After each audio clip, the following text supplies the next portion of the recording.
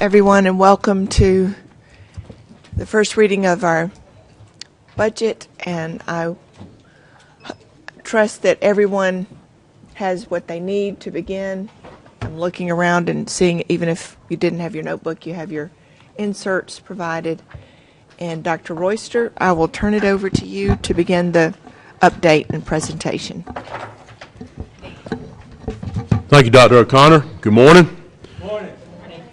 It's our privilege to share with you this morning the administration's recommended budget for the coming fiscal year. As you know, by policy, we are required to provide to you a recommended balanced budget.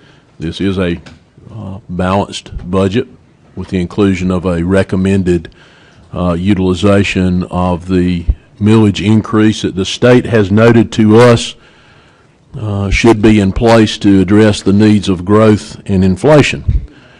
But as we have traditionally started our budget presentations for the last several years, we're going to look at where we are in the district, because basically the accomplishments that we've been able to attain, that our employees have been able to attain with our students, is what drives the budget and what drives the budget request for the coming year. So just for a few minutes in review, and then we'll talk about, in summary, the budget. And Mr. Knotts and Ms. Thomas and Dr. Gary will present to you, actually what they're going to talk with you about are changes since the workshop. Of course, any question you might have about anything in the budget, we'll be more than happy to address, but they're primarily going to focus on changes after I give the summary. As a reminder, our rating on the South Carolina Annual District Report Card is an absolute status rating of excellent.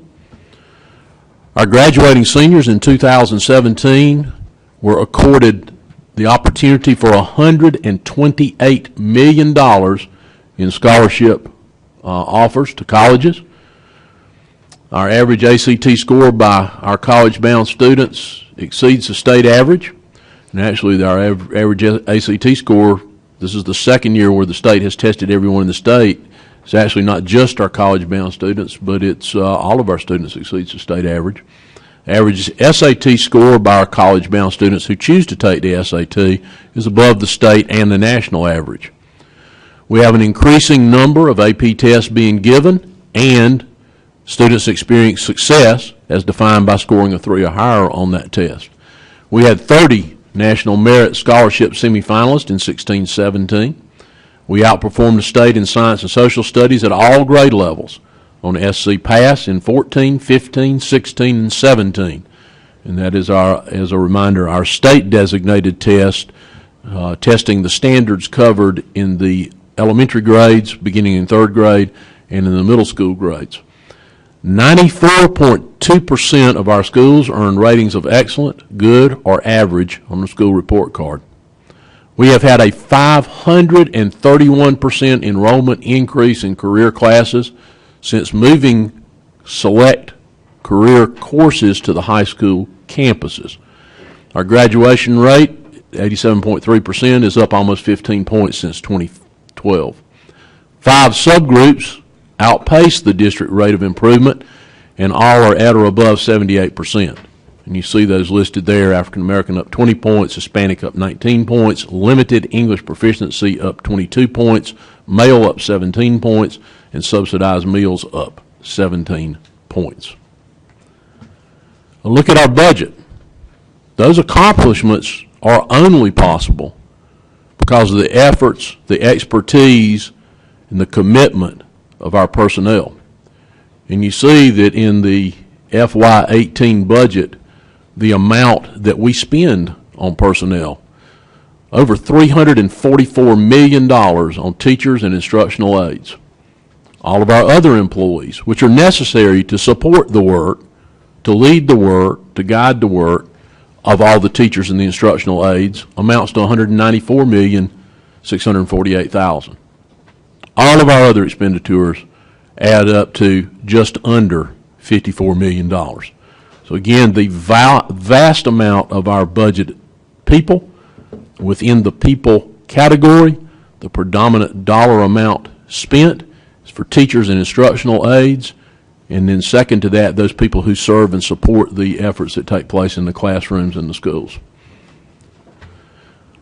Another way to look at that is to look at the other expenditures. And if you look at other expenditures, which again totals $53,702,000, that's how those expenditures break out. Maintenance support, 20%. Payments to charter schools, 5%. Information and instructional support, 23%. Technical and data processing, 3%.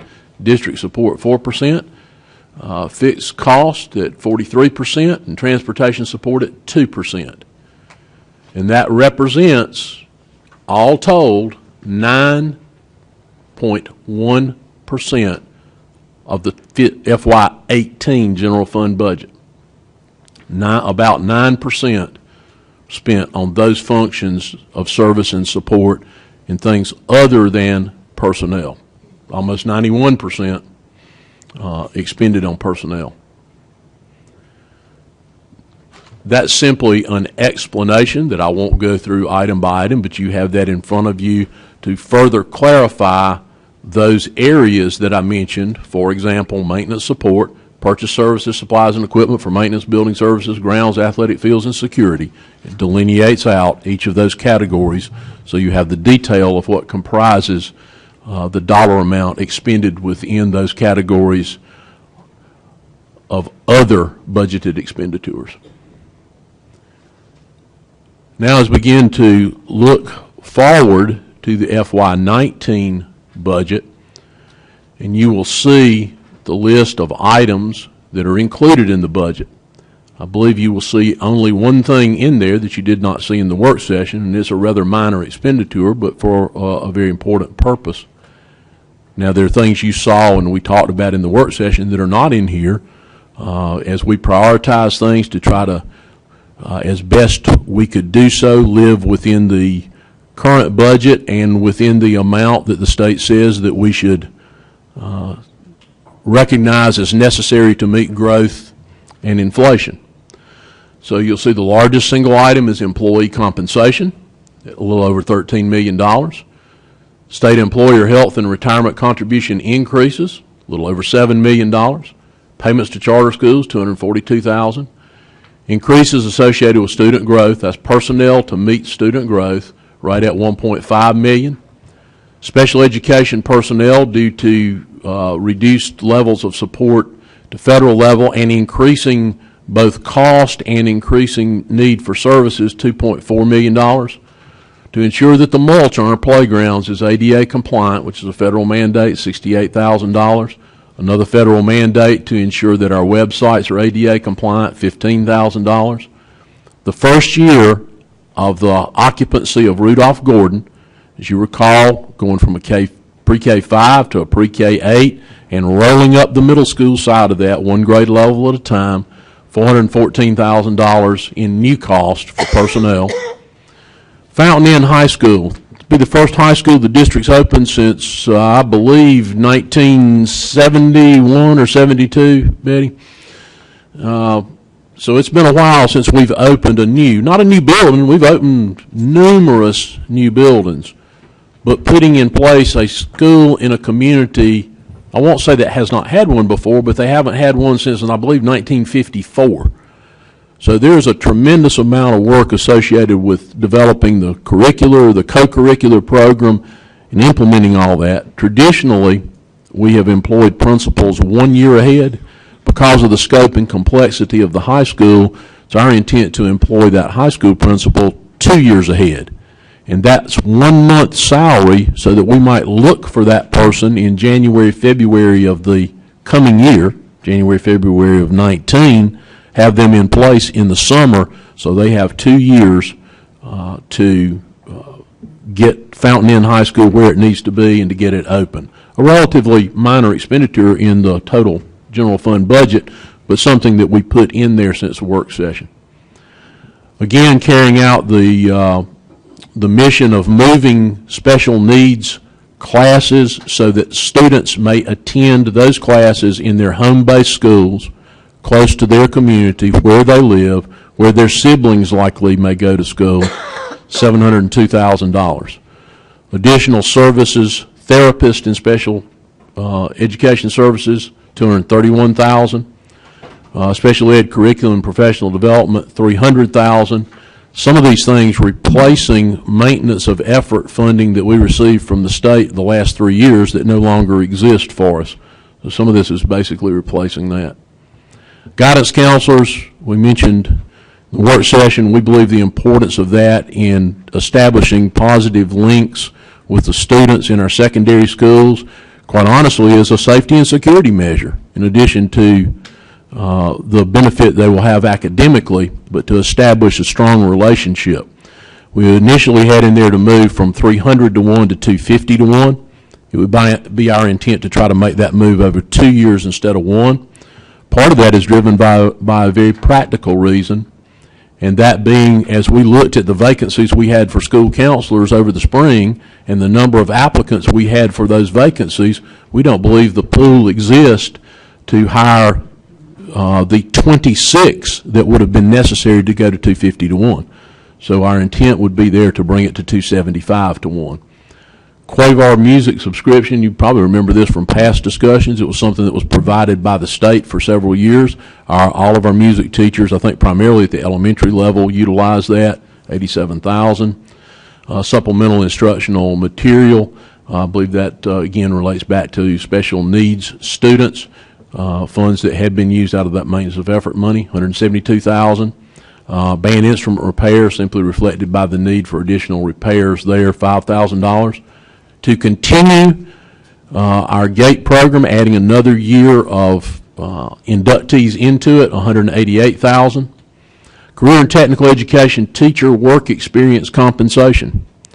As you'll recall, surrounding districts pay their CATE teachers, career and technical teachers, based on their work experience outside of education.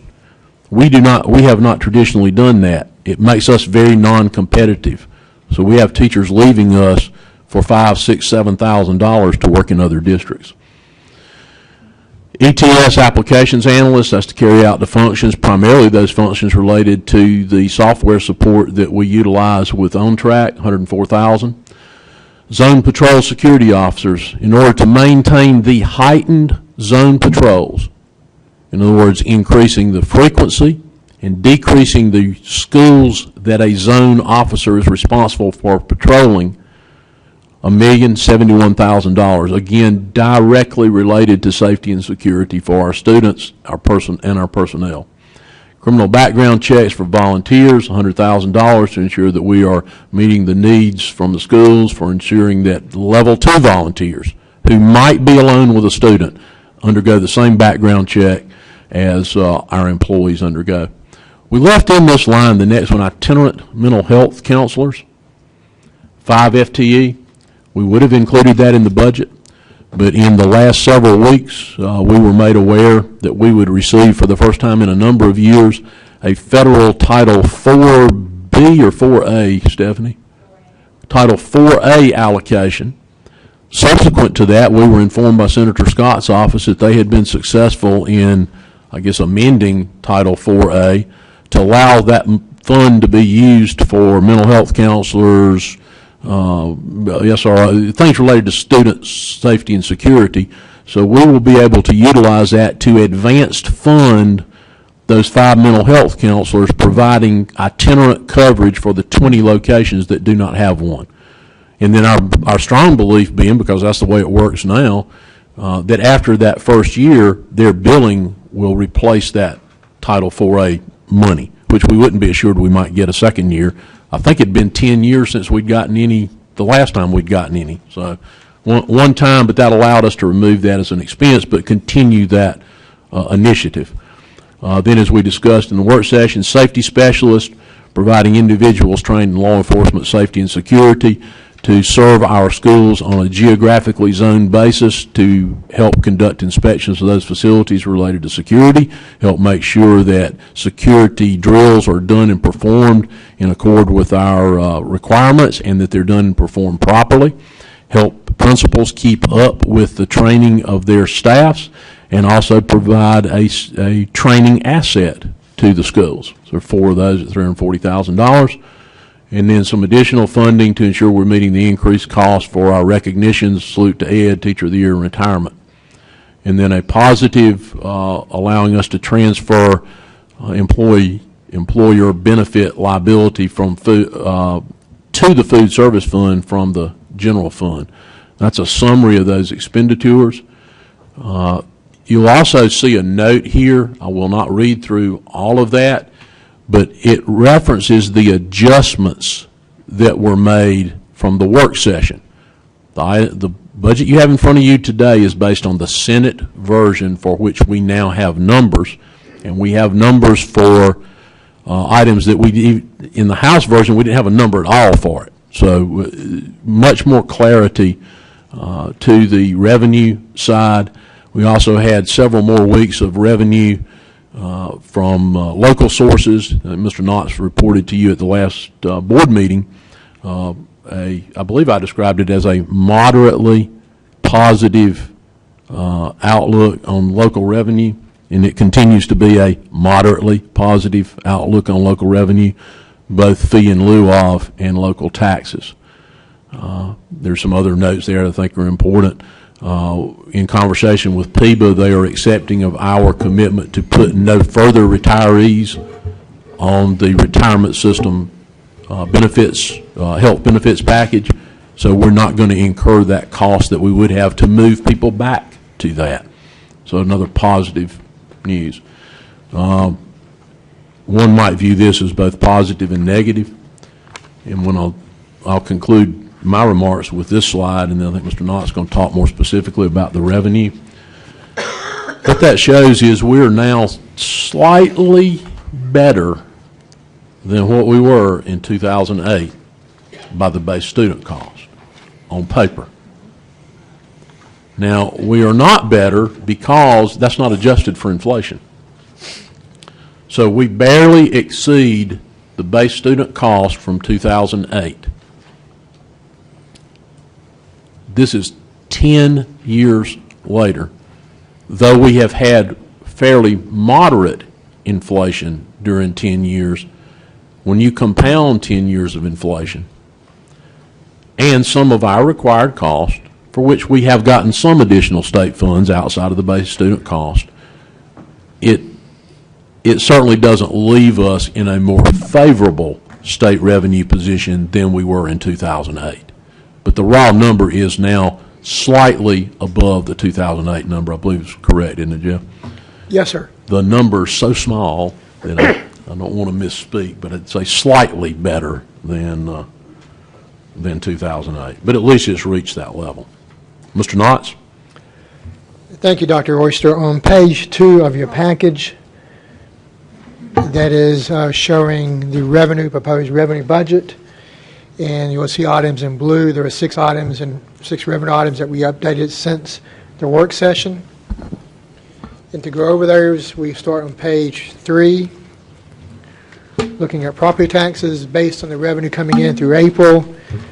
And based on a trend, we feel comfortable increasing our projection, increasing the mill value by 1%, which generates an additional $1.8 million for next year. Fee in lieu of taxes, that category of revenue has shown a strong annual increase for the past 3 years.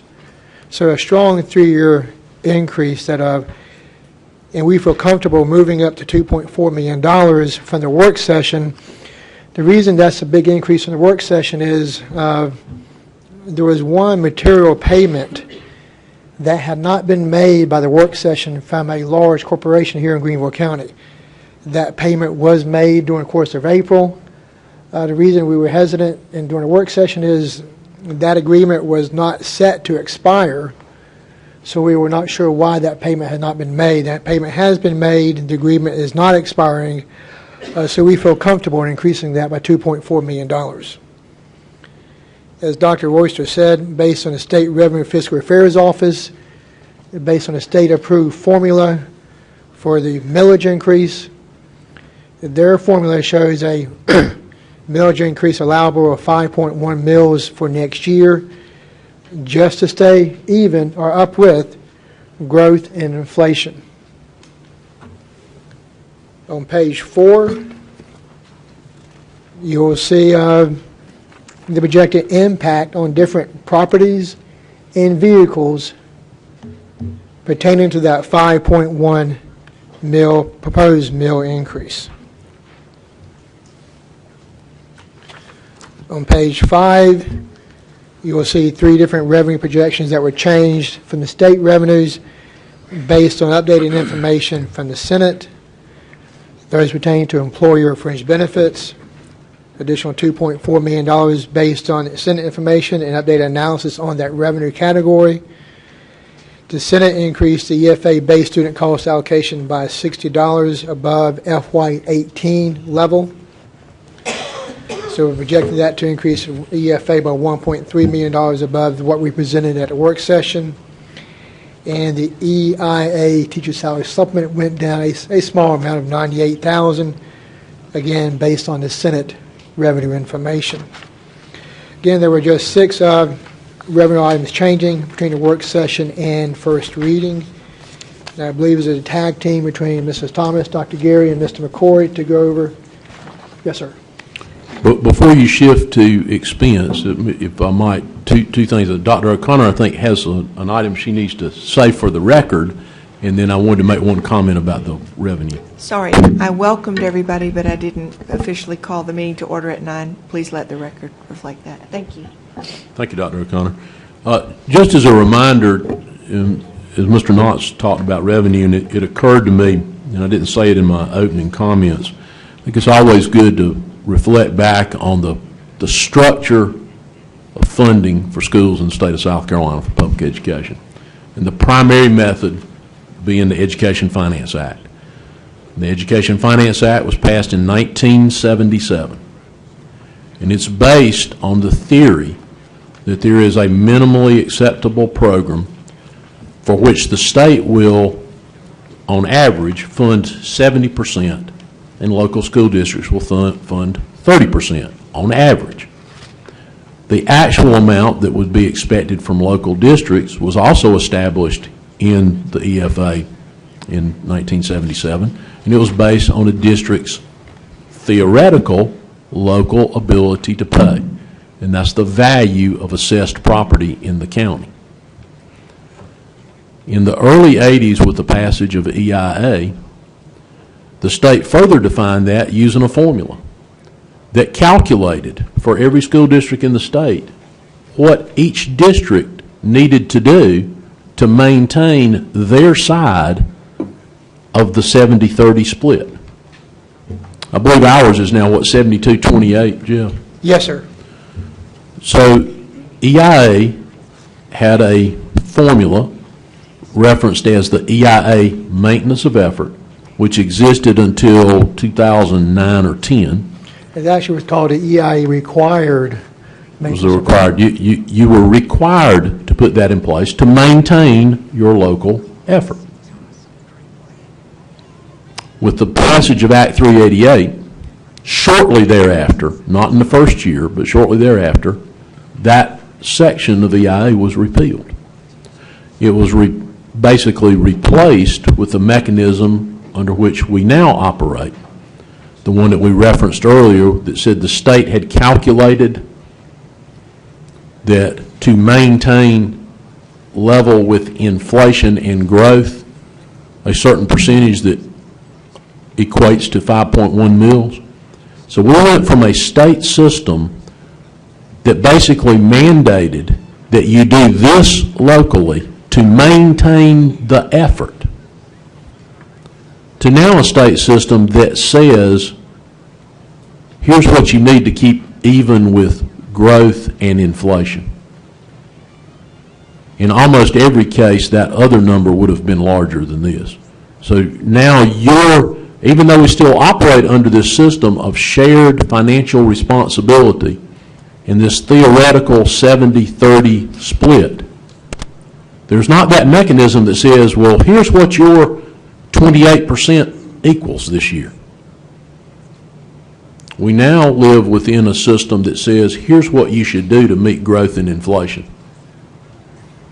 And that's a pretty big distinction. I think it's always important for us to stop. And I know all of you know that and realize that, but to remind ourselves that's the kind of system we now operate under. And that's the targeted millage rate that we prepared this budget with. Certainly we want to be, and I know that you all want us to be, extremely good stewards of the taxpayers' resources.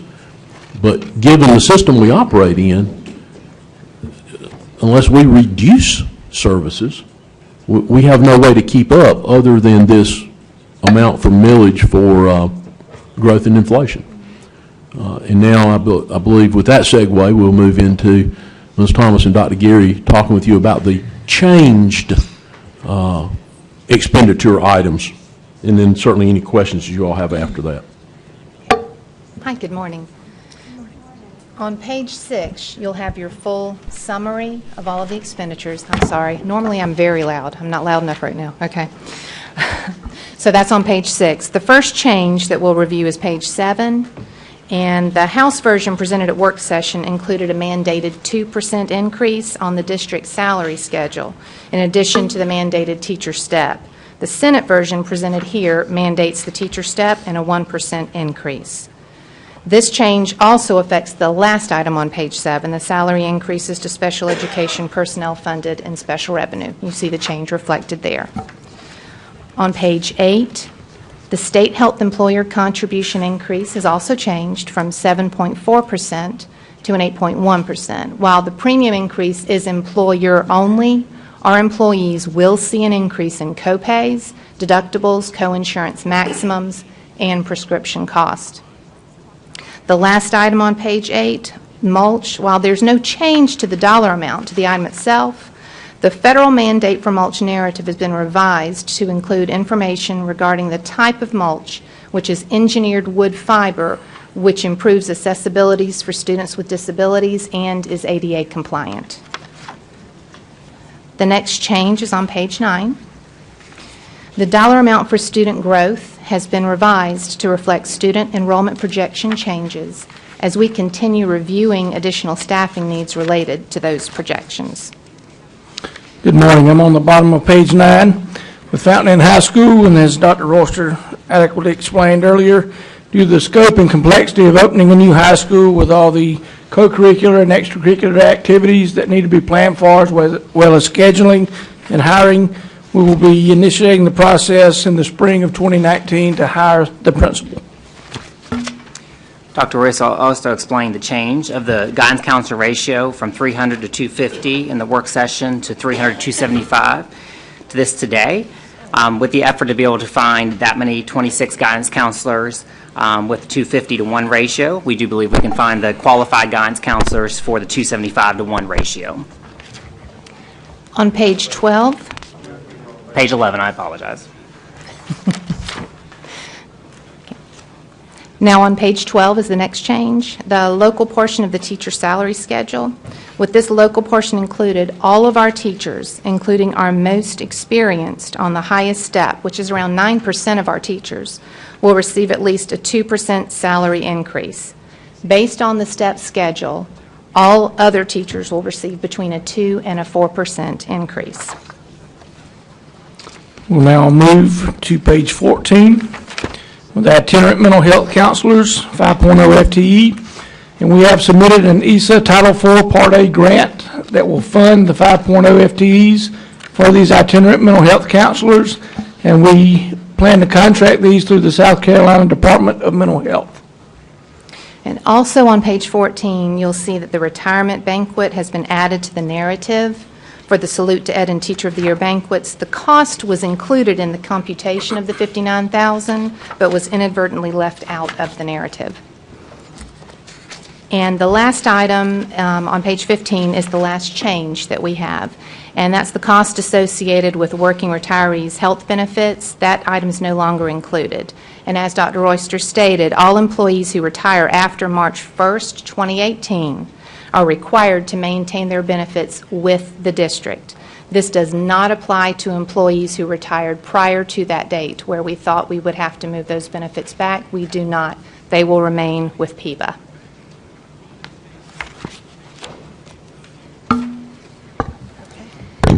That's it. Thank you very much. Are there, I'm looking for the first hand, Mr. Sailors. On page 6, item 12. $414,000 for Rudolph Gordon. That is for the implementation of the 6th grade. Page 6. It's in the list. I'm referring to the master list here. The narrative's on page The 9 for that narrative item. on page 9. $414,000, this is for the 6th grade. Are we to believe then next year it'll be, for the next 2 years after this, a similar number will be there as we populate the school each year?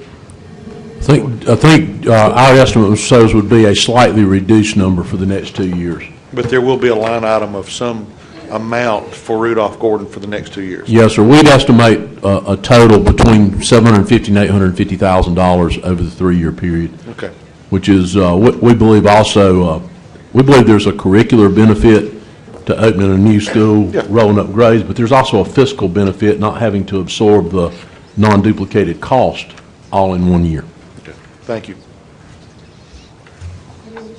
That's it. Thank you, ma'am. Okay. Anyone else ready for questions? No? I have a question if nobody's, well, there we go. Ms. Goodwin-Caldwell? Yes, Dr. Royster, can someone tell me the correlation between the strategic ed plan and the budget? Because I'm looking at the priorities and something is still missing from the budget. Can you tell me the correlation between the strategic ed plan and the budget? Well, there is nothing in the budget that's not reflective of the strategic ed plan. Quality personnel, safe and secure environment, all those things that are listed in the budget have a reference point back to the strategic ed plan. Okay. If you need those specifically, do you have a specific question? I'm specifically talking about reduced class size. I don't believe there's any reduced class size called for in the current strategic plan, though I can't say that unequivocally. And the new strategic plan takes effect for the coming year. It does have, though yet unapproved, it has some class size goals in it that are rolled out over a period of years. So the strategic ed plan doesn't start this coming year, which is what this budget is for? The one that you are looking at now for review, the strategic ed plan, that has not yet been approved, begins in 18-19. It's not yet approved. If I recall correctly, there is no class size reduction in the unapproved draft that begins in FY19. It begins the following year.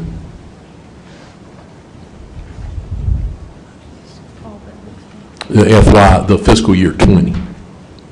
Is that correct, So Ms. it won't Brinkman? start until it won't start until FY20. Well, first, it needs to be an approved strategic plan, which we don't yet have. But secondly, I do not believe there is any reduction called for until FY20. Okay. That's all for right now. Yes, ma'am. I still have some questions. Mr. Sutton? We've got the use of 5.1 mills that we're saying we're going to include in this budget. That if we don't use 3.5 mills, we're going to lose it. Yes, sir, there is a portion of that you would lose. The 5.1 meets what the state has said we need to use for inflation and growth. But to your point, there's a large percentage of the 5.1 that would be lost if they're not used. 5.1 mills equals to what, money-wise, Dr. Oyster? Dollar-wise, Mr. Knotts? 6.7 million. And you'll also see, Mr. Suddeth, as far as impact to an individual taxpayer or to a business, I believe we've included that on page 4. Page 4. if I didn't use, or if we did not use these 5.1 meals, what would that be cutting out? At this point, if you choose not to do that, either the board would need to identify what to remove or would have to direct us to resubmit a budget removing that. We included those things, Mr. South, that we believe were necessary and appropriate, and that's why we included the 5.1 mil increase in there. At this point, I would hesitate to say to you what we would remove that has a value of $6 million, but you know, the large items in our budget, if you look back at some of the presentation, 90% of it's people. So it would have to be something to do with people. It's not these other things. So. Well, we just spent $3 million out of our fund for, I guess, school services, or I guess school safety Yes, sir. in that regard. And I still don't understand how that is making schools safe. Well, we believe that by further hardening the entrances to which we direct all visitor traffic to schools, that increases the safety. And that is what, if you look at the recommendations from law enforcement, you look at the recommendations from school safety and security experts, that is very much in line with what they recommend. Now, that's a one-time expenditure to make changes to the facility. What you also approved from fund balance was to continue those heightened zone patrols for the rest of this year. And the $1 million you see in here is to continue that for an entire year because it becomes a recurring cost. And we believe, and that's also supported by law enforcement, safety, and security personnel. We believe that is necessary to further enhance the safety of our students and our faculty by increasing the presence of a sworn law enforcement officer on our campuses. Yes, sir, I can understand the increasement in law enforcement, but is what we're using for, what was the title or the name given to those things we're spending money for? Well, the zone patrol, we've had an increased cost with criminal background checks for our volunteer twos, and that's people that would be alone with students. And then we seek to employ 4 security specialists on the district payroll, because as we do more and more security enhancements, as we put in place more and more procedures, as we put in place more and more drills, we don't have sufficient and adequate personnel to monitor those things to ensure that they are being done with fidelity. Second only to not having a plan or procedure in place, if something were to happen, second only to not having a plan in place would be if we had failed to train or drill the procedures and plans we do have. And they are becoming, I won't say cumbersome, but they are becoming so numerous in nature that we need people to monitor that to make sure that we're doing the things that we're supposed to do to ensure that our students and our faculty are as safe as they can possibly be. And I understand all that. Yes, sir. But what I'm talking about is spending money on an entrance to the school that can be used to make that school more safe. Well, But that only applies to one entrance, doesn't it, Dr. Oyster? If I've got a school with 12 entrances, and then I've only got this for one entrance, I'm wondering about the other 11 entrances. And I know what we have said, well, you know, those are locked from the outside, you can't get in. But we can never prevent them from locking inside. So you can always have the possibility of someone inside opening the door for that one on the outside. Yes, sir. And I understand, but that's not really what I'm Okay. looking at. I'm still trying to understand if I've got a place that we're spending money on, and if a person comes in, and I look at my own school, my own high school, and I'm looking at the entrance to that. There's 3 doors there that are leading into the entrance, and then you got a 4th door that you've got to buzz into to get into this office.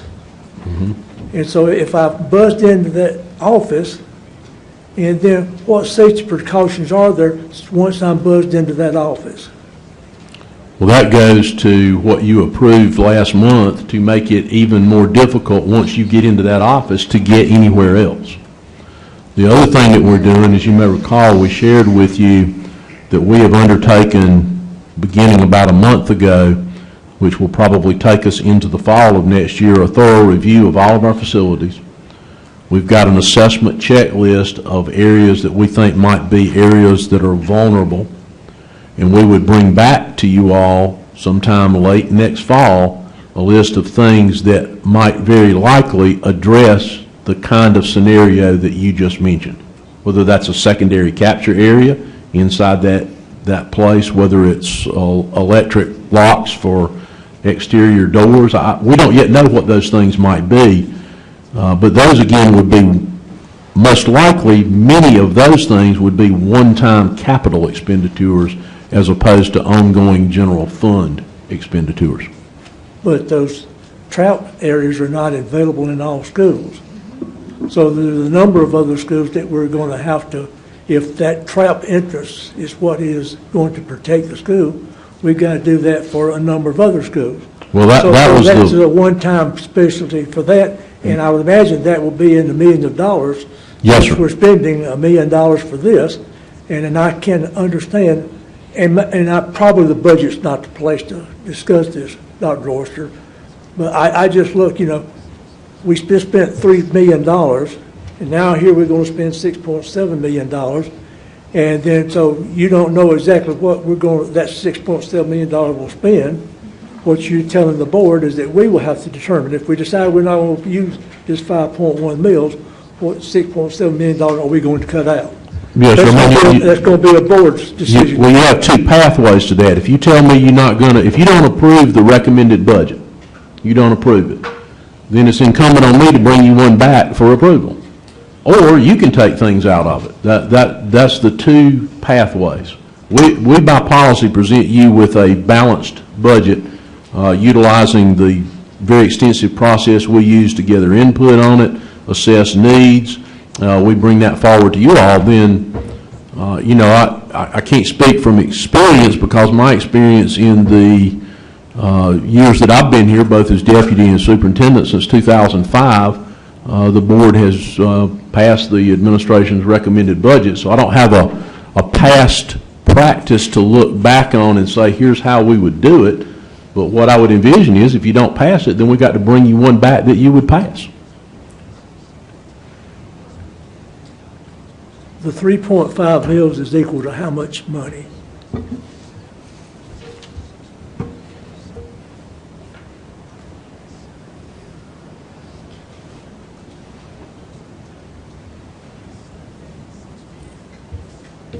$4.6 million. Once again, Excuse me, approximately $4.6 million. 4.6 million. So the other 1 point,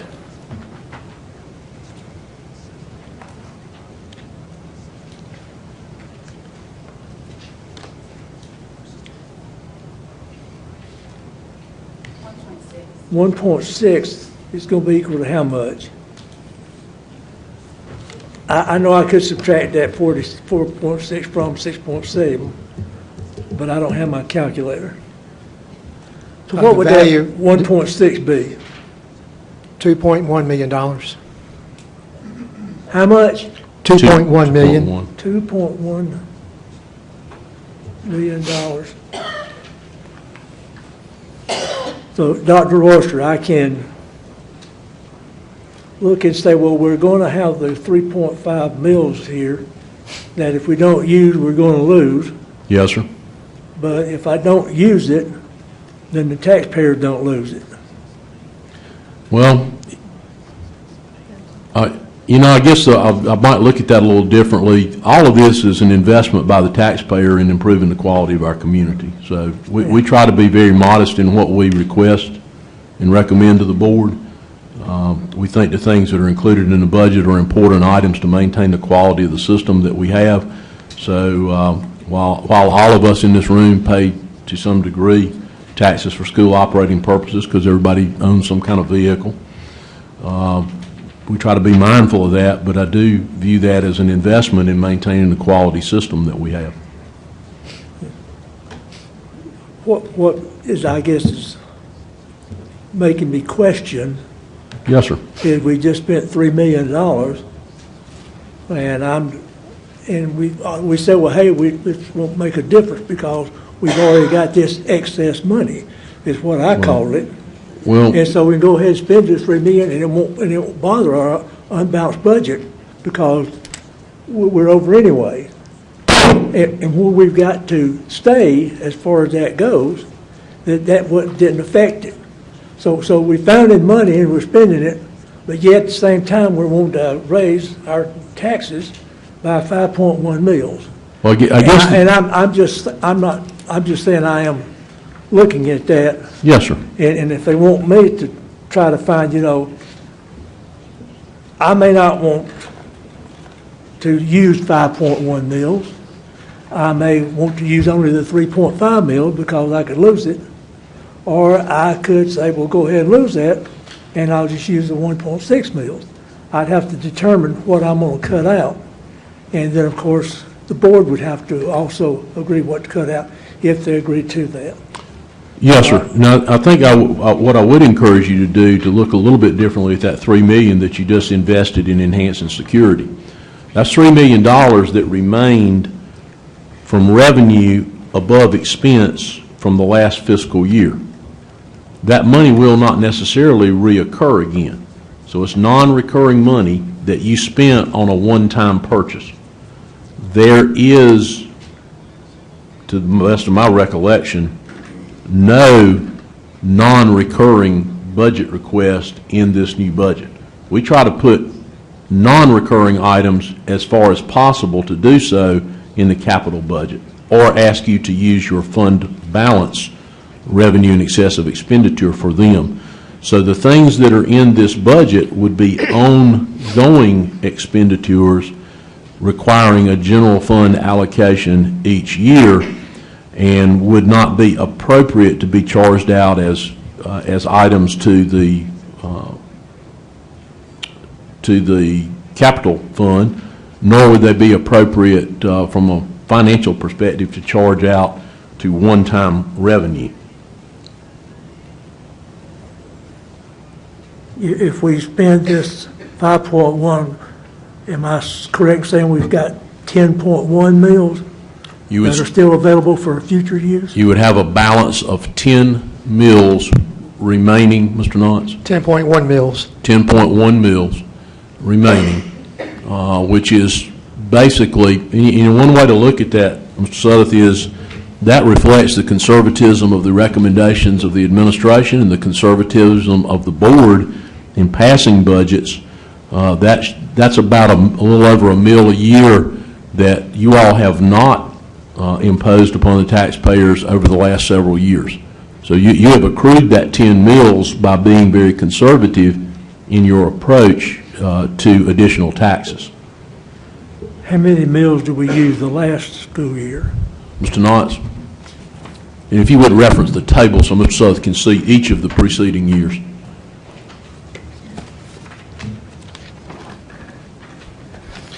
We actually don't have a table in the handout, but for FY18, the current school year, we levied an additional 2.3 mils. Act 388 allowed us to do an additional 3.9 mils. For FY17, Act 388 allowed us to do an additional 2.7 mils, and we did not levy any additional mills for that year. In FY16, Excuse me, if I just go back to this present school year that we're on, how many mills did we put in our last budget, or did we increase our millage? for FY18, we did increase the mill levy by 2.3 mils. So last year we raised it 2.3 mils, Yes, sir. and this year we want to raise it 5.1 mils. Yes, sir. Okay, that's all I have, thank you. Thank you. Okay. Would you like, I believe Lisa Wells? See, you'll be next. Thank you. If you look at the revenue and expenditures in the last 2 or 3 years, have we generated our fund balance primarily out of not having as much expenditures or having more revenue? It's been a combination of revenues and expenses. We're traditionally conservative on our revenue, being traditionally we receive more revenue than we budget. And also on our expenditure side, historically we spend about 98.7, 98.8% of our general fund budget. Okay. Could we get, so like the last 5 years, what that percentage has been exactly? So if it's 98.5%, I guess to the idea of how are we generating the fund balance? Where is it coming from? To help us understand, where we are with our current budget and our current millage. Yes, and we'll be glad to provide that information to you. And I know you know this, even with asking that question, and Jeff's already emphasized that, we try to be very conservative revenue projection because there are unknowns that we cannot predict. Just like we've talked several years about being concerned about the bubble bursting in auto sales, and it did. Now, we were fortunate that was offset by some increase in the value of local property and some increase in fee load. There was a $800,000 tax bill in question that we weren't sure how it was going to get resolved. Now, it was resolved in our favor.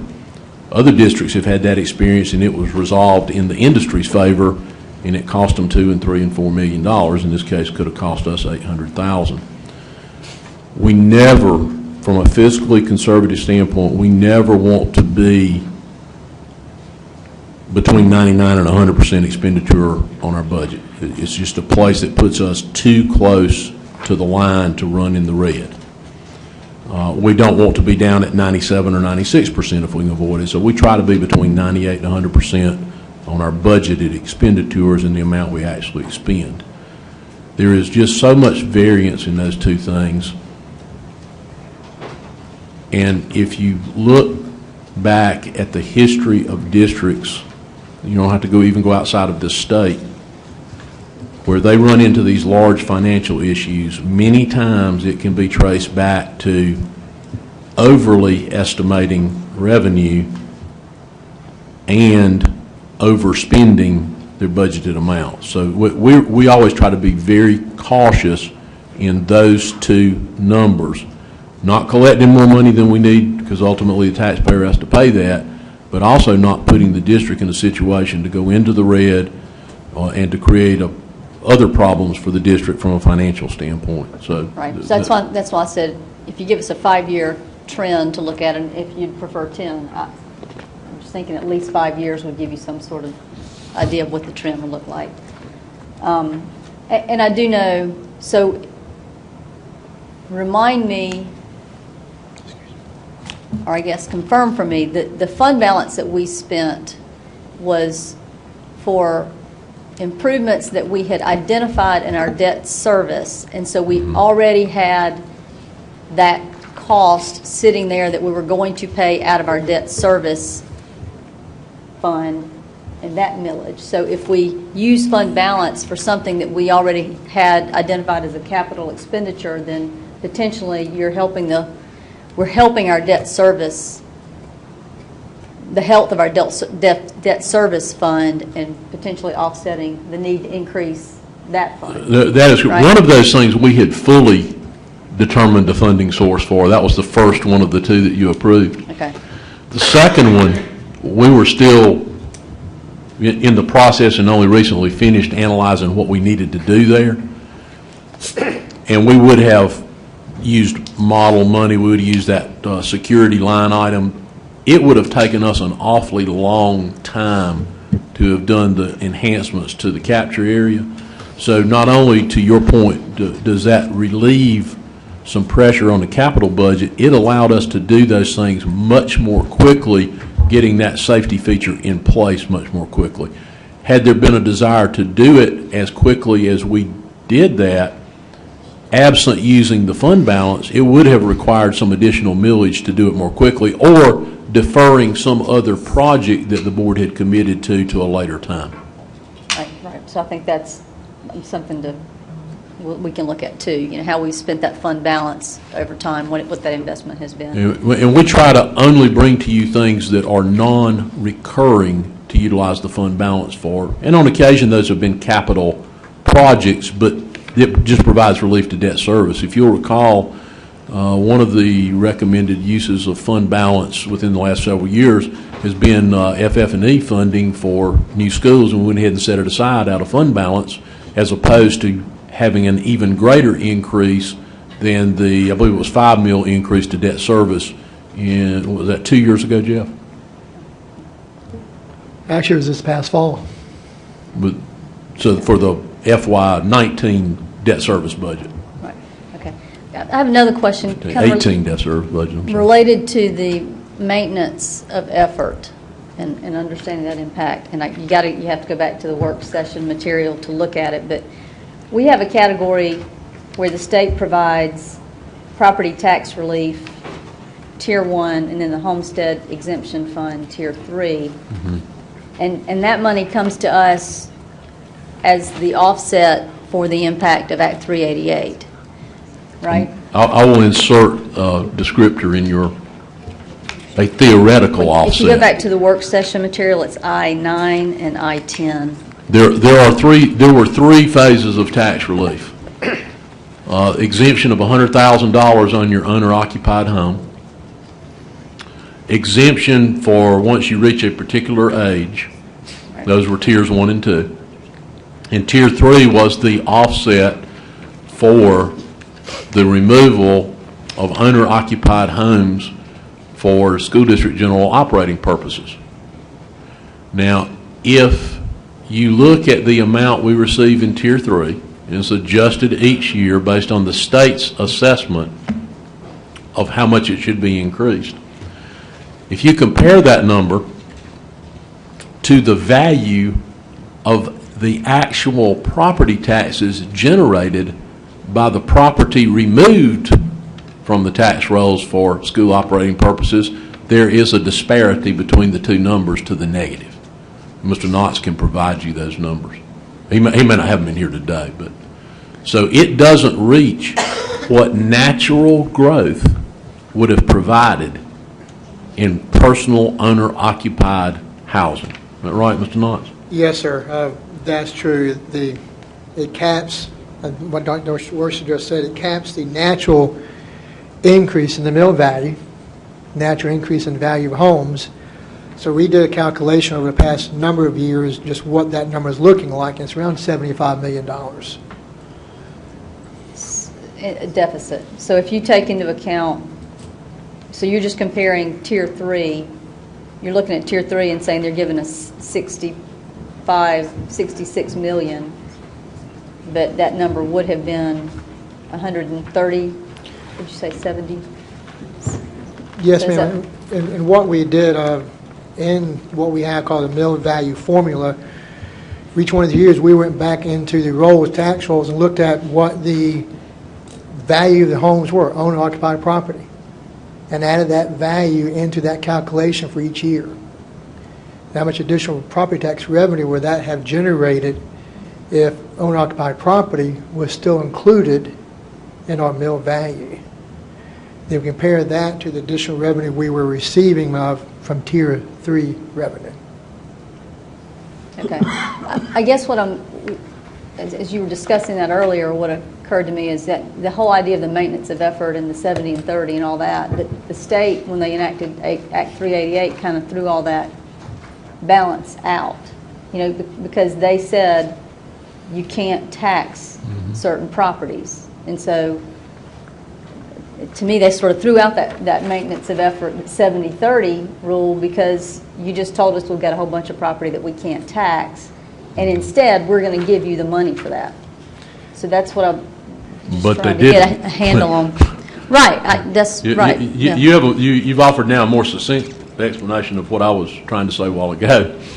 Yeah. When I talked about the 70-30 split, it still exists. Our funding is based on that foundation. But the ability to provide the required, to us, 28%, has been capped by the Tier 3, which doesn't equal natural growth, and the fact you are now limited to act only on inflation and population growth. Yes, and all I'm saying is, when they took that authority away from us, then in my mind, they have more of the burden at the state level to provide that funding.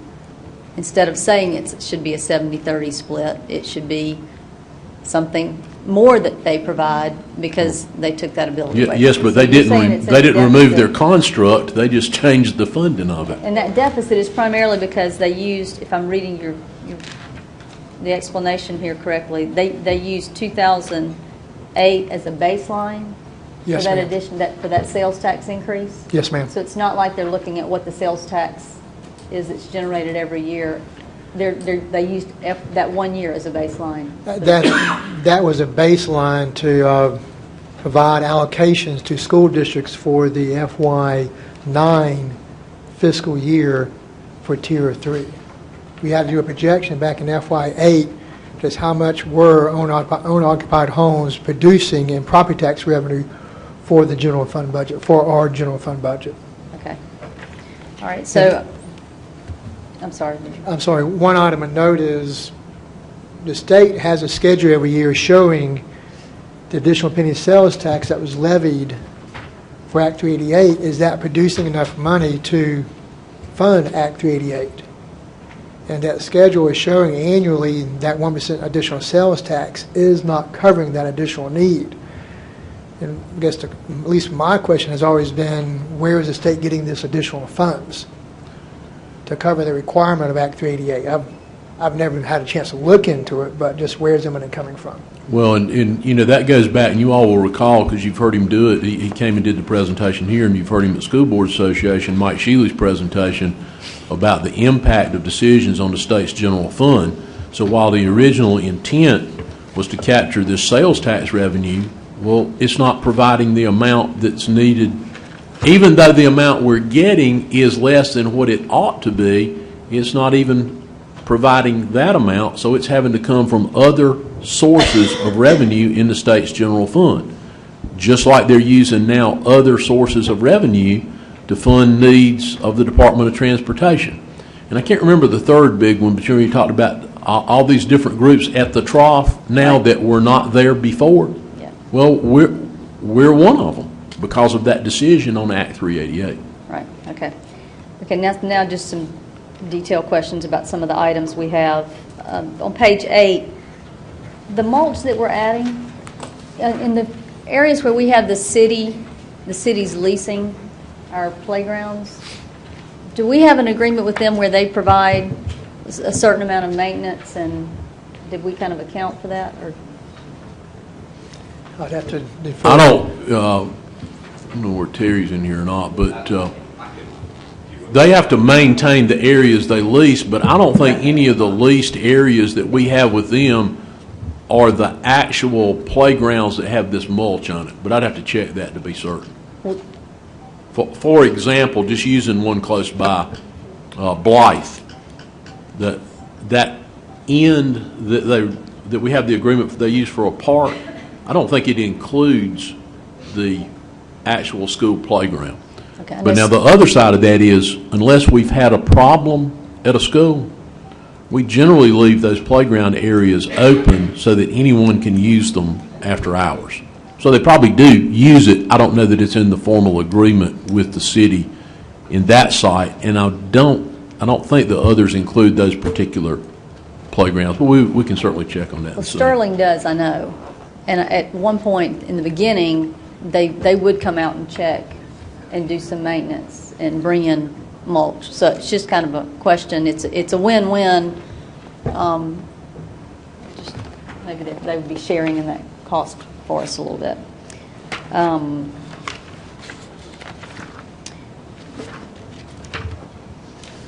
I appreciate the work in looking at not only, I'm glad we're reducing the number of guidance counselors to students, but I'm also glad that you looked at how many we thought we would be able to add in a year, because it's not really going to help to reduce the number of students a guidance counselor has if we have guidance counselors that are not thoroughly trained and high quality to really make those connections with students. So I appreciate that line item, as well as the thinking about Fountain Inn High School. I think you mentioned getting the extracurricular, co-curricular activities, but the curriculum itself, as I understand it, we've always said that's going to be a unique manufacturing focus. I think getting someone in to start working heavily on that curriculum piece, so that's in place before you start making hiring decisions, would be great. On page 12, the supplemental instructional materials, the gizmos, did you guys, I guess, do you have usage reports for that like you do for Naviance and those kinds of things that you evaluated when you? We did. Yeah, that was part of the decision when we had to change funding sources on that, to look at that to make sure that it was a worthwhile investment.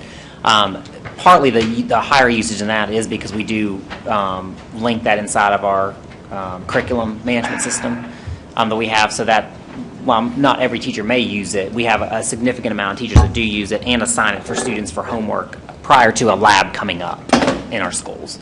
So we saw significant more usage when we actually build it in as links to the curriculum that we have currently. Okay, so it's front-loading ahead of labs. It isn't using it in replace of hands-on labs. No, in some cases it did allow us to add some additional labs to the curriculum that we normally would not have been able to do because of safety concerns. Just wasn't appropriate to use some of the higher use chemicals that we want to in middle grades or upper elementary. So in some cases it allows us to preview some material we normally would not have been able to preview because of the risk involved in those labs. But it doesn't replace the labs. We still want the hands-on. They're still dissecting and all that kind of stuff. But where it's useful, there's a whole lab, for example, in Gizmos, that they can virtually dissect a frog. And so they can do that prior to actually doing, so that they have some knowledge of what they're doing before they actually do it. Well, that reduces the scream factor. The what? The scream factor. Well, no, they still do the dissection. But if you see it first, they just get to practice. It's pretty realistic, actually. Okay, under the local portion of the teacher salary schedule, I think, Stephanie, you said 9% of our teachers are above the highest salary step? Are sitting on the highest step. And what is that number again? Because we had added, is it 28? What is our highest step? It's starting 0 to 29 right now. 29, and what this would do would give us a step 30. So we would go from 0 to 30 years experience to give them that increase. Well, So are we adding a step, or are we just giving an increase in the salary? well, it's how we keep up with the increase in salary. For several years, we've tried to make sure that all of our teachers got a raise, and that it was relatively equal to the average raise for teachers. So if you go back several years, about 4 or 5 years ago, 85% of our teachers would have been entitled to another step. The state has, 21 steps? Stephanie, 22? 22. Well, if we didn't do anything in those years where the state simply said teachers move a step, at that point, and the percentage has decreased some over the years, 15% of our teachers would have gotten no raise. So we recommended a percentage generally equal to the average raise most years. And it's not quite that much this year, but generally equal to the average. So to administer that, we simply created another step that reflected that, if it was a 1% raise, a 2% raise, or a 3% raise. So I guess in previous years, when we added steps, you guys were intentional in saying, here's a line item to add a step. And then we would have cost of living adjustments, just like we provide to all our other staff. Those steps that we added, because that's how to administer the pay system, because you got people at different years on it, we added those steps. So in subsequent years, if moving one of those steps, let's say there was a 1% difference. In some of those steps, there was a 1% difference. So if you moved up 1%, moved up 1, it was 1%. and that was a year we said we want to ensure that every teacher has a 2% raise or a 3%, then we would have rounded up the next step to ensure that that person got a 2% raise. So that every year when we have said every teacher gets a minimum, whatever it is, this year it's 2%, every teacher gets a minimum 2%, then every teacher on the schedule got a 2%. Some of them get more because they move steps in the first 22 that might be 2% different. Right. So it's a way to try to equalize the raise that we give to teachers. And then the one that we do for off-scale teachers or if they're on the end step, so if they're on the end one, they really just stay there forever unless we add another. Well, that's what I'm asking. Are we adding a step 30? Yes. And so that means next year, without us doing anything, next year, if we didn't have a cost of living, all the teachers that are on a 29 would still get a raise because they'd get to the 30 step. Correct. If we create a 30 this year, That's whoever what we're would doing. move, whoever this year is on 28, if I'm understanding you correctly, would move to 29 this year, yes, they would be able to move to 30 next year. So 30 would be the top step. Right, okay. It's just, So- it's really just the way to keep up with it and ensure that they get the raise every year. Well, again, it's just in previous years, we have sometimes said we're going to make the adjustment, and then other years we were deliberate in saying, okay, we are going to add 2 more steps to our salary schedule. And this budget doesn't say that. The way you're explaining it is we are going to add a step to our salary schedule, which will be there up to year 30 for all our. Yeah, because once you accord a raise to a teacher, you can't take it back. But I'm not talking about that individual teacher. I'm talking about all the teachers that come after those teachers. Well, once So- you've established that that's the pay, no matter how you keep up with it, for a person who's worked 29 years or 30 years, you have to continue to pay them that when new people reach that level, whether you intentionally create a step or not. Okay, well, I understand what I said, so if you, sorry.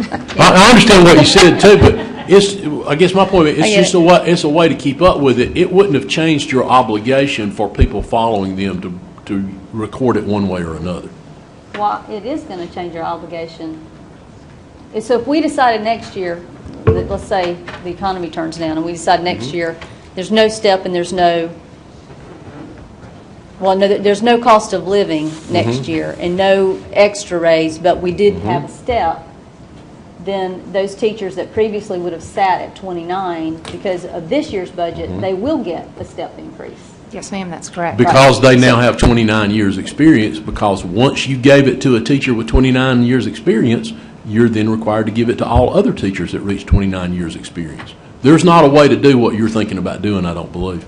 Well, I'm not thinking, I'm just Well, asking I mean, a question. I'm trying to what understand the inquiry you're making, not that you were considering doing that, but if you were thinking that by doing this differently, you would have no future obligation to 20 people when they hit 29 years, that I don't believe would be accurate.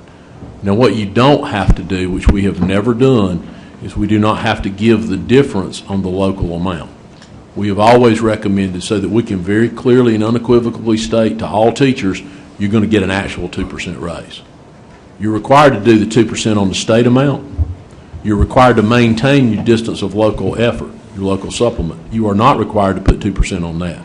But then that's not a true 2% raise for teachers. Does that make sense? Yeah, I get it. Okay, on page 13, the GATE program, 188,000. What is that for? Is that for supplements for mentors, or what is 188,000 for there for the GATE program? It's for mentoring stipends, team training stipends, team training materials, curriculum development. It's for everything that is involved in the program for us to maintain 2 cohorts at the same time annually. Okay, so does that mean the total amount we're investing in that program is twice 188? Or what's the total amount we're spending on the GATE program? That's right the now? total that would be needed for FY18 to run cohort 2, year 2, and cohort 3, year 1. So that's the total. Okay. And do we have anything in our current year budget that's supporting GATE? We have a minimal part-time, one person that's part-time. Everything else that we have received to date has been through donations. Okay. So this basically replaces those donations. Right.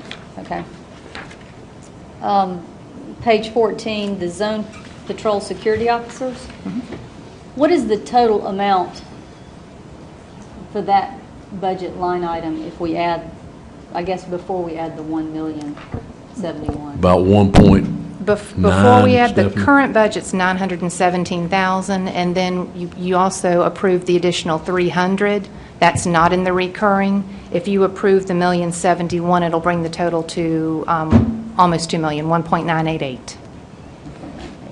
So we bear the full cost of the time for the officers, but the vehicles are all local agencies. We don't pay for vehicles, mileage. Is that right? That is correct.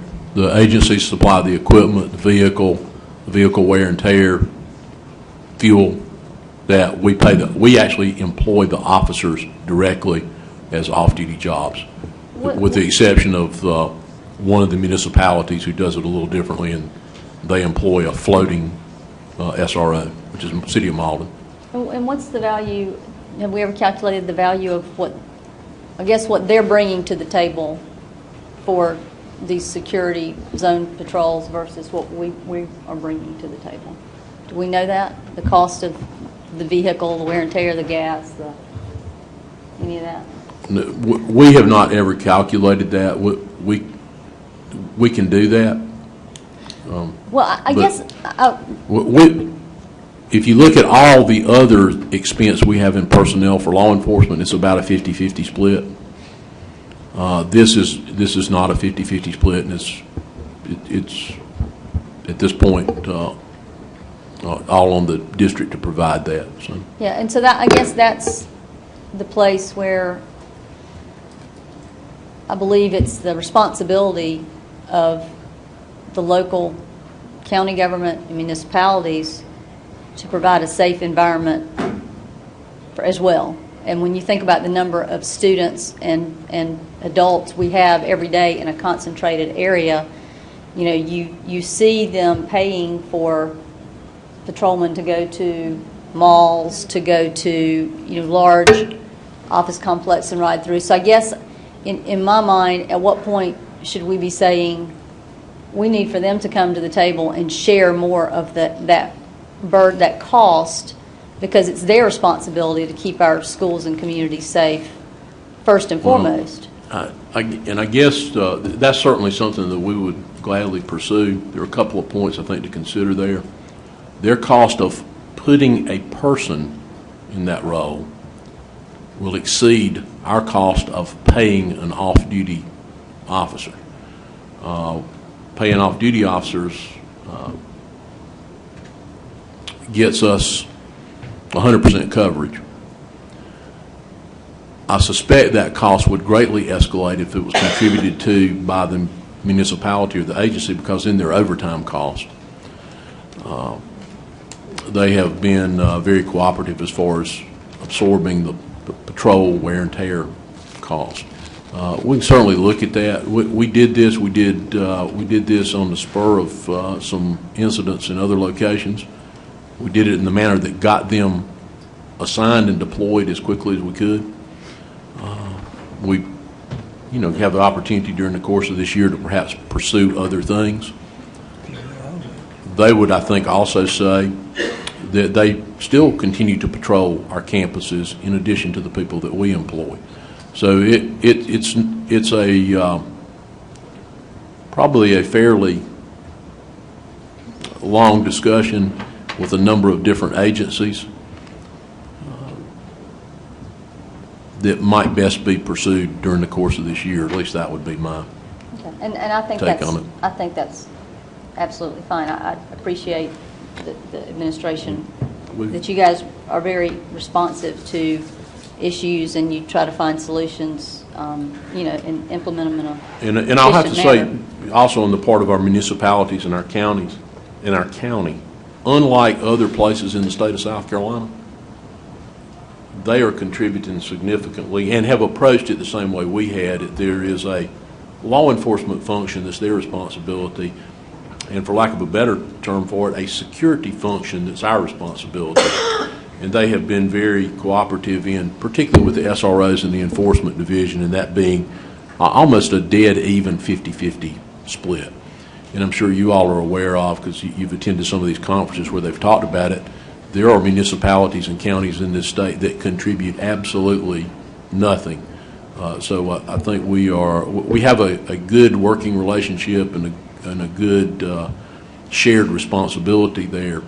And we can certainly pursue other opportunities for that, but we want to make sure we're maintaining the good balance in relationships that we have as well. Well, and I think that's the great thing about Greenville County in general, whether you're talking about health care and the health system and partnerships or our local governments. I think we have a great working relationship. But I think it's important for us to, they would be the experts, should be the experts in maintaining law, order, and safety in our community, which includes our schools, and we're the experts in education. So I just want to keep our eyes on that because we are ticking up a significant amount of money for safety and security. And while I agree the facilities security is absolutely our responsibility, the other safety aspects when it comes to law enforcement, I think really should be their primary responsibility, with us secondary to that. So on the criminal background checks for district volunteers, so we're adding $100,000. What's that total now? Ms. Thomas has that, I believe. Actually, I don't have that with me. Well, I think that's what we added. I want to say it's around 3, but let's send that to you so we're not Okay. giving you an incorrect answer. All right. Part of that is due to, we've had an increased cost with it, and the more places, I guess you all know, the more places a person's live, the more it costs to run their background. So that contributes to it. Okay. That's it for now, Dr. O'Connor. That's a good reminder. We do multi-state background checks. We do not just do sled catch, because sled catch is quite often only going to reflect crimes that occurred within the state. So we do multi-state background checks. And we're now doing these on what sort of frequency with our volunteers? Our intent is to move to a 3-year. Of course, we had a large number that we did in year 1. So it's our intent to try to move them to a 3-year cycle. So the ones that we did this year were all new checks. Isn't that correct, Ms. Correct. Thomas? Okay. And I did have one other question that I forgot about. The $200,000 we have for the CTE supplement, Yes. will that, how many, what's that going to be? What's the impact of that in terms of the number of teachers it might impact, or? Brooks, do you know the number of CTE teachers I mean, obviously it's all those that have experience outside of education, but do you know the raw number it impacts? So currently, there are 58 teachers that fall in that category. Not all 58 would be impacted by bringing that to that level. About 24 would, because some have already been teaching more years than they had outside related work. So, Okay. like, let's say they had been a welder for 12 years, but they've been teaching with us for 14, there would be no impact to their salary. Okay. And then, But about half of them are going to be impacted at some level to enable us to move forward, offering new applicants that scenario. okay, so that's what I was going to ask. So this will take care of the people that we currently have on staff so that we can keep them. Right. And then it'll also, that puts enough money in the budget so that as we're hiring new CTE teachers, we'll be able to, it's going to be a continuing supplement we'll have. Yeah, because we budget additional teachers on an average teacher salary, And they're a small, obviously, they're a small number in the entire workforce, so it won't change our budgets in practice for an FTE position. I mean, we're just, now we're. There's like about 5 openings right now that would fall into that. So they'd be, that's the reason we use that average teacher salary, because obviously sometimes we hire people with years of experience, sometimes we hire first year. So 5 in the grand scheme of, however many, 550 we'll hire this year, however many it is, won't have a significant budget impact. And We didn't want to have a better scenario with a new hire than the current teachers that are in that scenario. Oh, absolutely. Yeah, I agree with that. And so you said this will put us competitive or in better stead than our surrounding neighbors? It will have us consistent with our surroundings. Well, and actually, when you take into account the total salary, because across all spectrums of the salary schedule, if you count the 3 extra days we give first-year teachers, we're in the top 5 across all categories. So it put us ahead of the folks right around us. For example, the 7 Spartanburgs are further down that list than we are. I don't know if there's somebody ahead of us that's right around us, but combined with our higher teacher pay, it will be even more of a slight advantage. And I think that's really important with the G Plus initiative and where we're planning to go with the strategic ed plan, making sure we broaden all that. We're going to need more people coming out of industry to help teach our children, and we need to make sure that that they're willing to come and that we're willing to pay them.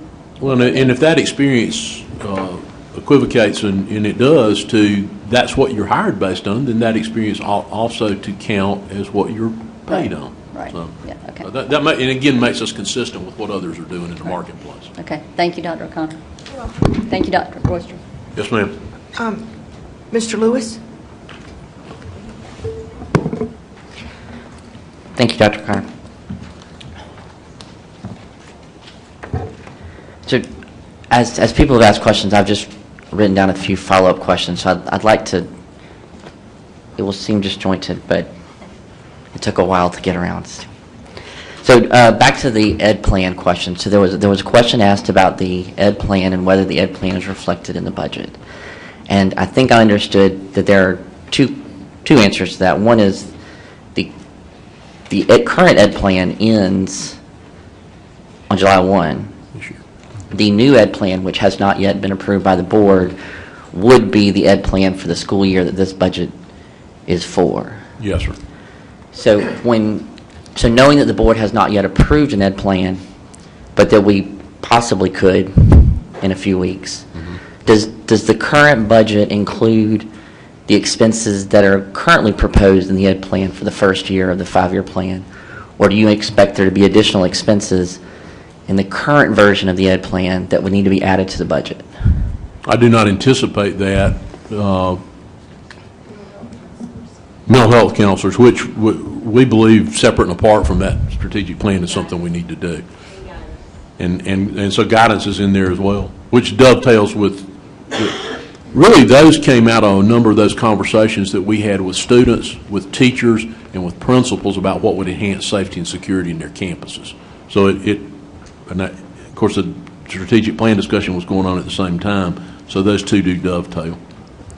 Okay, so generally speaking, you have a 5-year ed plan that's been proposed to us. You have a 1-year budget, and with the exception of the 2 examples you gave there, all of the things that are currently in the ed plan, you have a plan to fund them in the existing budget.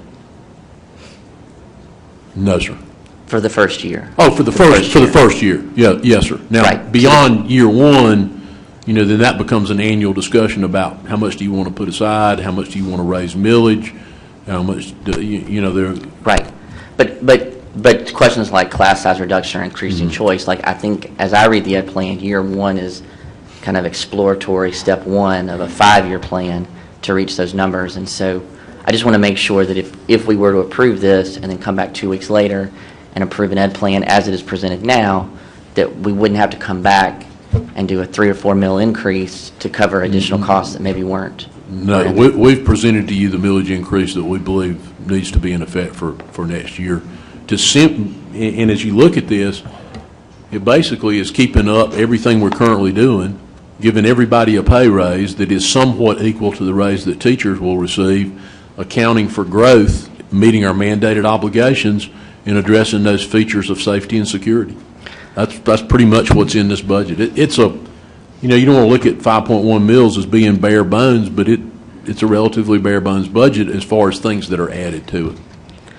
So I guess then the other question would be, though, should board members come with additional things to include in the ed plan that aren't currently in the ed plan, that those things would have to be funded either through a millage increase or through some sort of cut in their existing budget, because there's not additional resources that could be devoted to extra things because the ed plan has already been accounted for in this year's budget. Is that correct? That would be true of anything that would be added for fiscal year 19.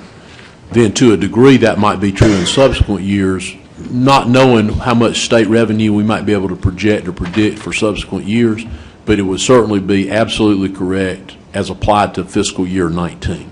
Okay. When we look at the increase for teacher pay, so there's a line 1 and there's a line 21, and line 1 is I think 7 million, and then line 21 is a 1.5 million. Can you just explain the difference between those two lines? The biggest thing goes back to something that we mentioned earlier. Line 1 reflects the Senate's requirement in their version, okay, which is a little different from the House. The House was a step in 1. The Senate requires a step in, the House was a step in 2. The Senate requires a step in 1. So every teacher moves up a step. Well, the steps, they're, as many other things in our government might be constructed, they're of unequal size. Mm-hmm.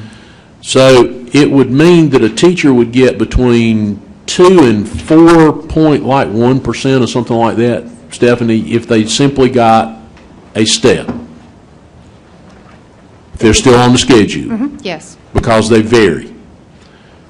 Then there was a requirement to add 1%. Mm-hmm. So teachers still on a step would get between 3 and a little over 4, maybe, I don't know if any of them get 5%. No. The second one down there, which is in line 21, that's to increase for those who wouldn't have gotten that, correct? Correct. And to make it a true 2%. Remember I mentioned earlier, we're not obligated to increase the local portion, but we have always, this board has always done that, the administration has always recommended that, because if you don't, they don't get a true 2% raise. They get something less than that. And I'm not sure we made the point, but I believe, if I recall correctly, inflation this year is 2.03%. 2.13. 2.13, I'm sorry, 2.13%. So basically, we're providing a recommended raise to keep folks even for the ones getting the minimal raise, which would be all employees other than teachers and our most experienced teachers. So if I was to walk into a room of teachers and say, this board is looking at a budget that is going to give you a raise, would I be correct to say that that raise for all teachers will be at least 2% and possibly more than that? Yes, sir. Yes, sir. And the average is 3%? Is that? 3.29 is the average, yes. But you could certainly assure them, pending the adoption of this budget, everybody that's sitting in this room with me will get at least a 2% raise. Take what you make this year and increase it by 2%. And everyone would be anyone who works for the district. And then in this room right here, everybody out there that's an employee, the folks sitting at the front desk, the custodians, the secretaries, the clerical people, everybody, 2%. Okay. Okay. Now, some years we've tried to do the average, which in this case is 3 of the teacher scale, but we didn't believe that was a place we could get there this year in trying to be very conservative in our millage request increase. So if we could move maybe to fans. So I know one of the things that we have proposed in this budget is a transfer of funds to the general fund budget to cover salaries, which I think is 2 million? Is that right? 2 million that we're transferring in addition? Actually, that is a transfer from food service to the general fund based on federal guidelines called indirect cost. Okay. And we follow that formula every year. So the 1.7 and the 2, is it a total of 3.7 that we're transferring from funds, from fans to the general fund? Actually, the 1.7 is food service will be picking up more of their fringe benefit expense. So that 1.7 is actually a reduction in the general Okay. fund's fringe Okay. benefit expense. But to your point, Mr. Lewis, it has a value to the general fund of Okay. 3-point-some-odd million dollars. Okay, so we're moving 1.7 in expenses from the general fund to the fans budget. Yes, sir. We're also We continuing- receive I'm sorry, go ahead. No, and then we're also continuing to move money from the fans revenue that it generates into the general fund budget. So there's- In accord with the indirect cost formula allocation. Okay. That fringe benefit cost that we've transferred, we receive some money from the state for fringe benefits. It's not enough to cover 100% of the cost, but it's for all employees that receive fringe benefits. So there is a formula by which you can move some of that cost to food and nutrition services, but as of this point, they will not allow us to move all the fringe benefit cost to food service because they send us some amount of money for it. Okay. Our number of employees generates the revenue from it. So- And we might reach a point where we couldn't absorb it in there, but right now, this maxes us out with the formula, right, Jeff? We have not received a response from the state yet about Our the question. interpretation of their formula, this maxes us out. Okay. And we'll go with that until they tell us differently, and hopefully they won't. I know that we don't approve the fans budget until later in the summer, but do these transfers of costs and expense, I mean, in general, fans is being relied on as a profit center for the district.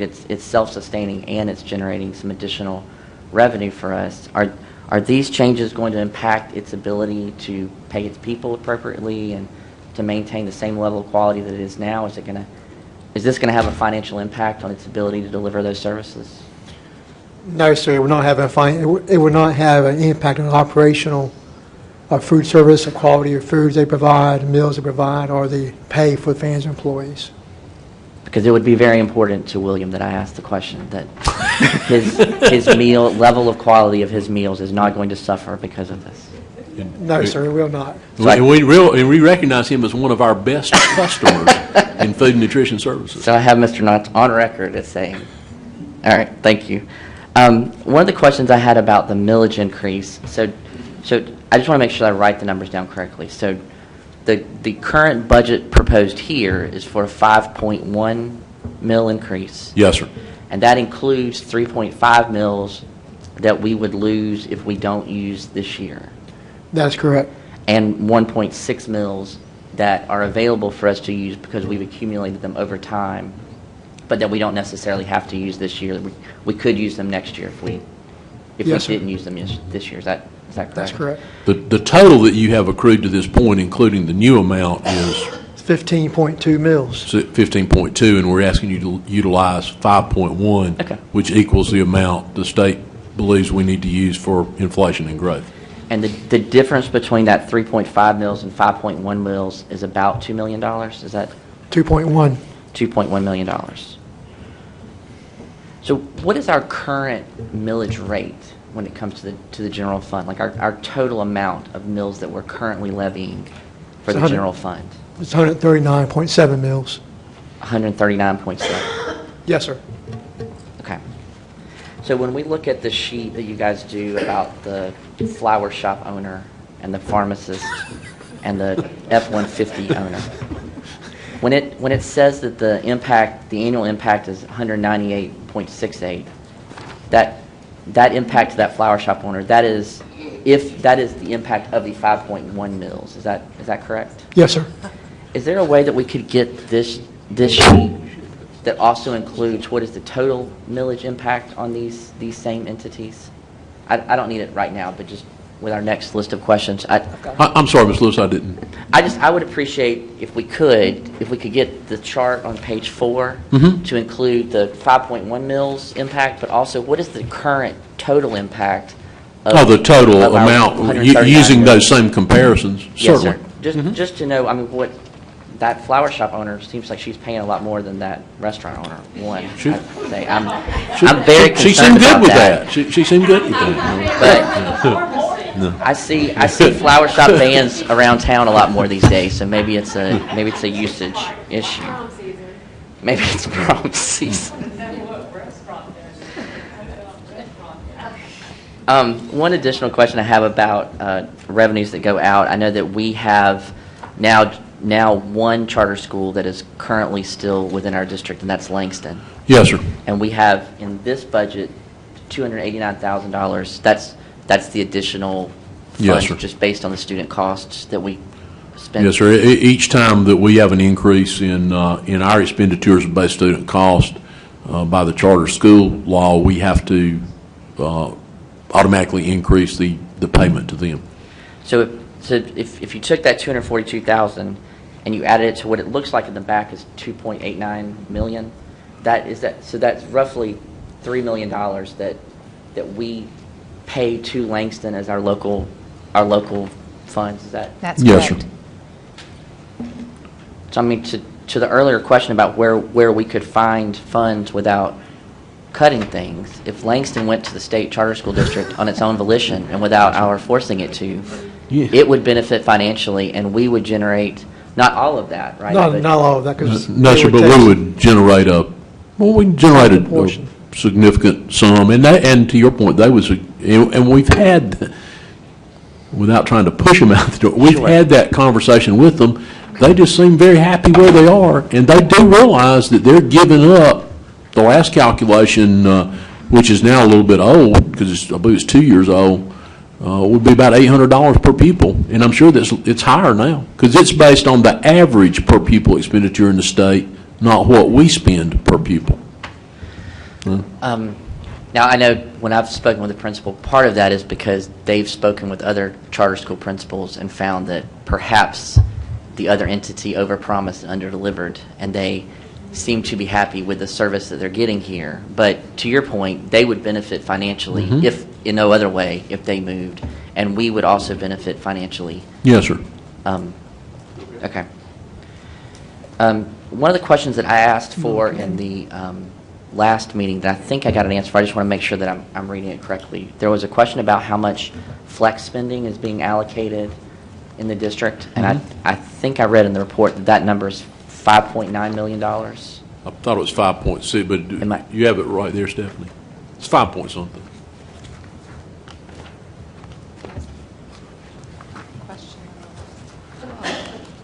Let's see. I had to find the question. Yes, about 5.695. 5.695. 5.695, so $5.7 million rounded.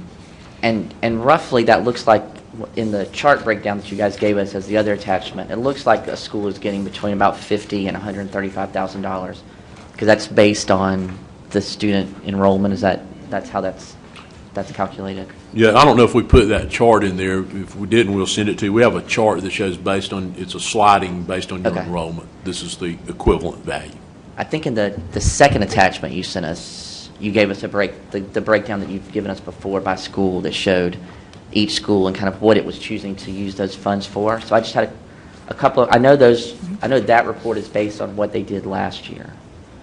And I know that we don't yet have a report of what schools are planning to do this coming year with that. Not yet. Is that correct? That's correct. We're close to that, but not yet. They've been working on it along with, because they're people, they want to get out there and get them employed. So we do have some of them. I don't know what percentage, 80%? Probably. Something like that. Yep. I mean, I guess the question I would ask, and I guess it'll come up again when we talk about the ed plan, but when you look at what elementary school teachers choose to spend their money on, it seems like principals choose to spend their money on instructional support, interventionists, guidance. I mean, it's pull-out services that that are designed to target students who have specific needs and pull them out for those specific needs. In the elementary school level, only I can see 3 of the elementary schools where the principal actually used this money to hire a teacher to reduce class sizes. No, yeah, I'm sure that's correct. To your point, they use them primarily to employ people that do work directly with students, but it's not always regular classroom interventionists. If you read through there, you'll see they have people, math interventionists, reading interventionists, science lab teacher, math teacher. Some of them call them different things, but they seem primarily devoting most of their resources to core level instruction, math or literacy. Right, and I know that it changes at the high school level where a lot more of them are using it for an actual teacher in a subject area to reduce, presumably to reduce class sizes. I mean, I guess it's more of an observation, but I just want to make sure that I'm reading correctly, that when a principal is given resources and said, use these resources to improve student achievement, in the elementary school, only 3 of those principals said, I would like to reduce class sizes. Most of them said, I would like to use these resources for pull-out supports for individual students or small groups of students who need that. Am I? Okay. I think that's, the only other question I have is just about special ed funding. I just want to make sure that I understood so I can explain it. So there's, on page 8, there's $2.4 million that is dedicated to special ed funding to offset funding that we have received in the past from the state and federal allocation that now we don't receive. Is that correct? That's correct. So how did we come not to receive it? Was there a funding line that was cut somewhere? Do we no longer qualify for those dollars? Was it short-term grant money? I mean, what caused us to lose the money? The largest amount which was how much maintenance of effort, Stephanie, over 3 years? Over $3 million. When the economy turned down in 2008, 2009, 2010, while we did maintain our local effort for special education services, there is a federal maintenance of effort requirement incumbent on the LEA and the SEA. Obviously, we're the local education agency, and the state education agency. The state of South Carolina did not meet their maintenance of effort requirement. And there was a long, protracted argument over that between the feds and the state, from which the feds withheld some amount of money over time. A settlement was reached, and in that settlement, we received $3 million, basically one-time $3 million. We spread it over 3 years to use it to fund special ed services over that 3-year period. Okay. Now we're having to replace that. In the interim, the amount from IDEA to the state and subsequently to the local has not increased, but our number of students has increased. Now, state, we receive some additional because there's a waiting for special ed students, but it doesn't approach what we spend on those students. So we're suffering from a combination of things. We utilize the three, again, spreading it over 3 years, we utilize that maintenance of effort money, quite honestly, in the anticipation that perhaps after 3 years, we'd get some increase to help offset it if we were only using about $1 million a year. That didn't occur. We have more students being identified for services that cost us more money. And of course, they cost us more money every year because they're delivered by teachers who cost us more every year, or other service personnel. So having more students requiring more services that cost more dollars, and from a federal level, it is relatively stagnant. And I think that we put a chart in there. I don't remember what page it's on. I believe we included it with some of the questions. And It's it shows question you, 4 on the first page of the board questions. it shows you in that chart, I think it's actually in response to Ms. Grayson's question, it's number 4. it shows you our IDEA revenue per pupil, and you can see that we were in FY17. Remember, the federal fiscal year is October. We were at $14.25 per pupil in IDEA, which is less than we got in FY13 per pupil. And even if we had, again, assuming the exact same number of pupils, our costs have gone up in the amount of time their contribution to us has gone down. So those things combined have created this bind in special education. Now again, part of it was cost increase that based on our recommendation and your approval, and I think your commitment to, and the administration's commitment to, serve these students as close to home as possible, which if you very narrowly interpret IDEA, one might infer that that's to a degree required. Now, there's some exceptions to that with speciality of services provided. But that has been a cost to try to reduce bus rides for special needs students, to get them close to home, hopefully going to a school where perhaps if their siblings are at that same grade level or in the same grade span, they're going to the same school. So we believe choices that we've made to better service, not simply just choices, but to better serve our students, coupled with reduced overall allocation and the loss of that maintenance of effort money, all those things come together to create this issue we have in special ed services. Okay. Thank you, Dr. Ruster. Yes, sir. Okay, Ms. Morrison Fair. Thank you, Dr. O'Connor. I have two questions. My first question, several of my colleagues up on this morning have asked questions, but I wanted to know more about the question on paying for the district employees, page 6, line 28, for the background checks for volunteers. Oh, okay. Okay, and do I understand that we pay, I know we pay for the volunteers, but the employees, the teachers, pay for their own background checks? No, not upon employment. Now, I'd have to defer to Margaret on initial certification. You know, they have to now go, unlike when most of the people in this room got certified, perhaps not all of them, you have to go down and have your fingerprints taken, and you have to have a background check prior to certification. But we do one after you come to work for us, which is more extensive and more recent. We pay for that. But a teacher just coming out of a teacher ed program, before they come to work for us, they're going to have a cost in getting their fingerprints rolled, unless a local agency does it for nothing, and having that check done. But that is not something that we take care of. When they come to us, any employee, whether it's a custodian, a bus driver, clerk, teacher, principal, whoever they are, we do the background check and we pay for it. Okay, and about how much, what kind of cost is that?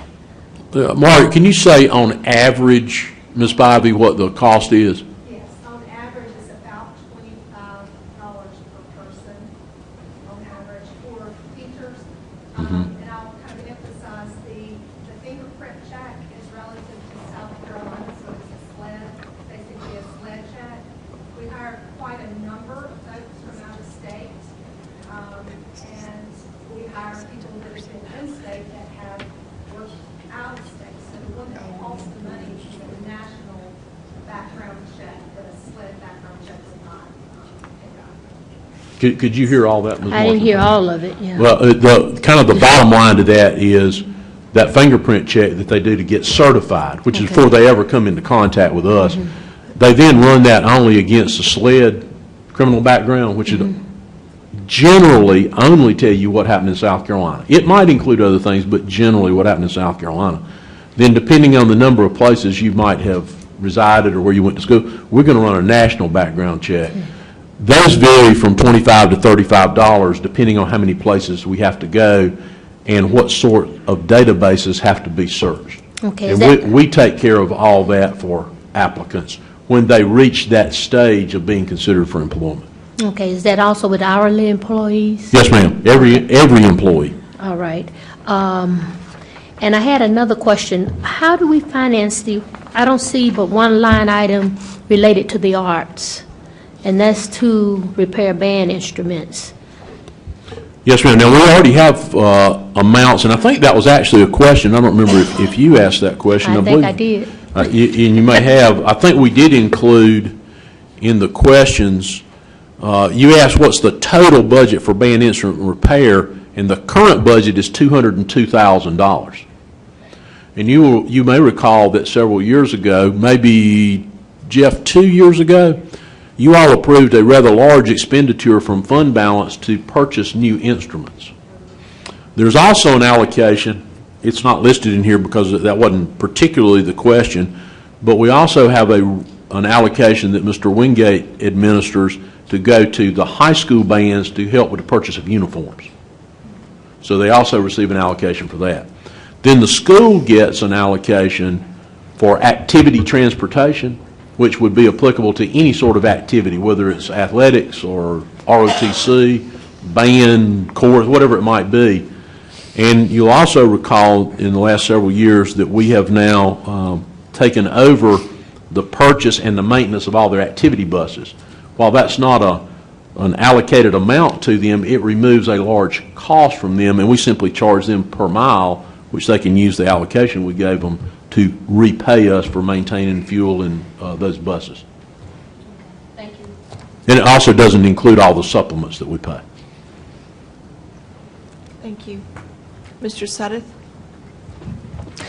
Mr. Knox, I need your expertise.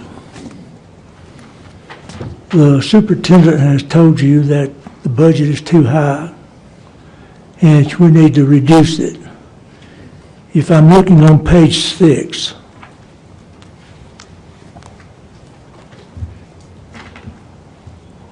one through 10, which is 18 million, there's nothing I can do about that.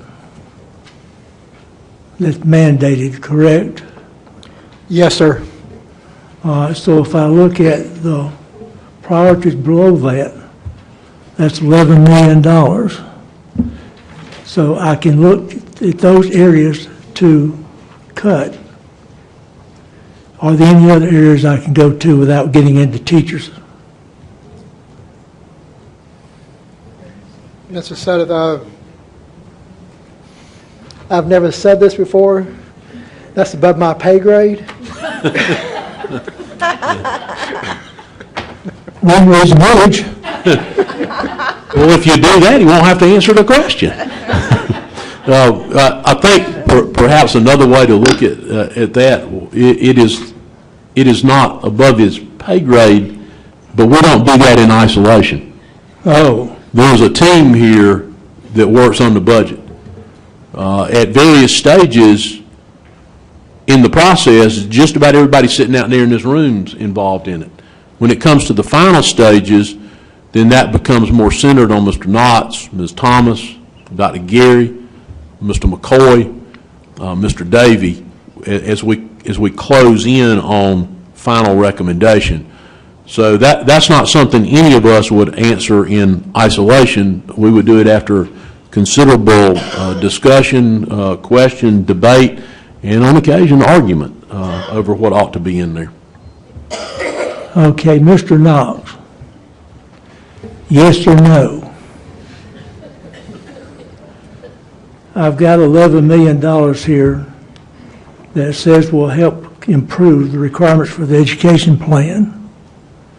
Is there any other place else I can go to cut other than this, yes or no?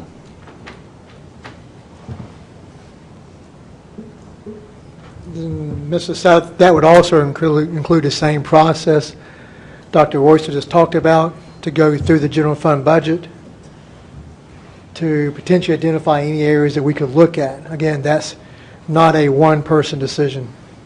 If it helps to in that answer, Mr. Suddeth, we do this every year to a degree.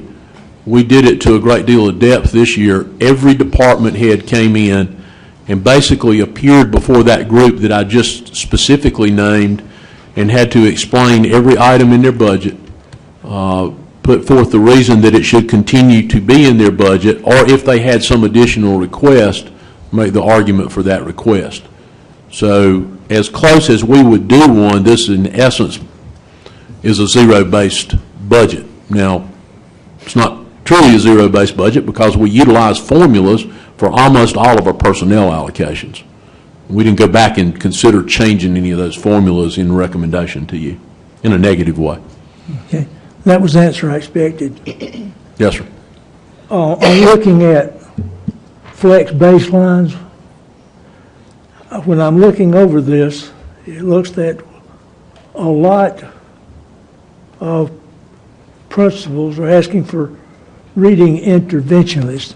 What is that, Dr. Oyster? It's basically a specialized teacher to work with those students that are struggling the most with reading. Now, we provide them with a number of reading interventionists at the elementary level now based on the test scores, the aggregate test scores of their students in reading. But many times principals will want to go to that next group, the one that's reading a little bit better than the group that we're providing an interventionist for, and serve those students.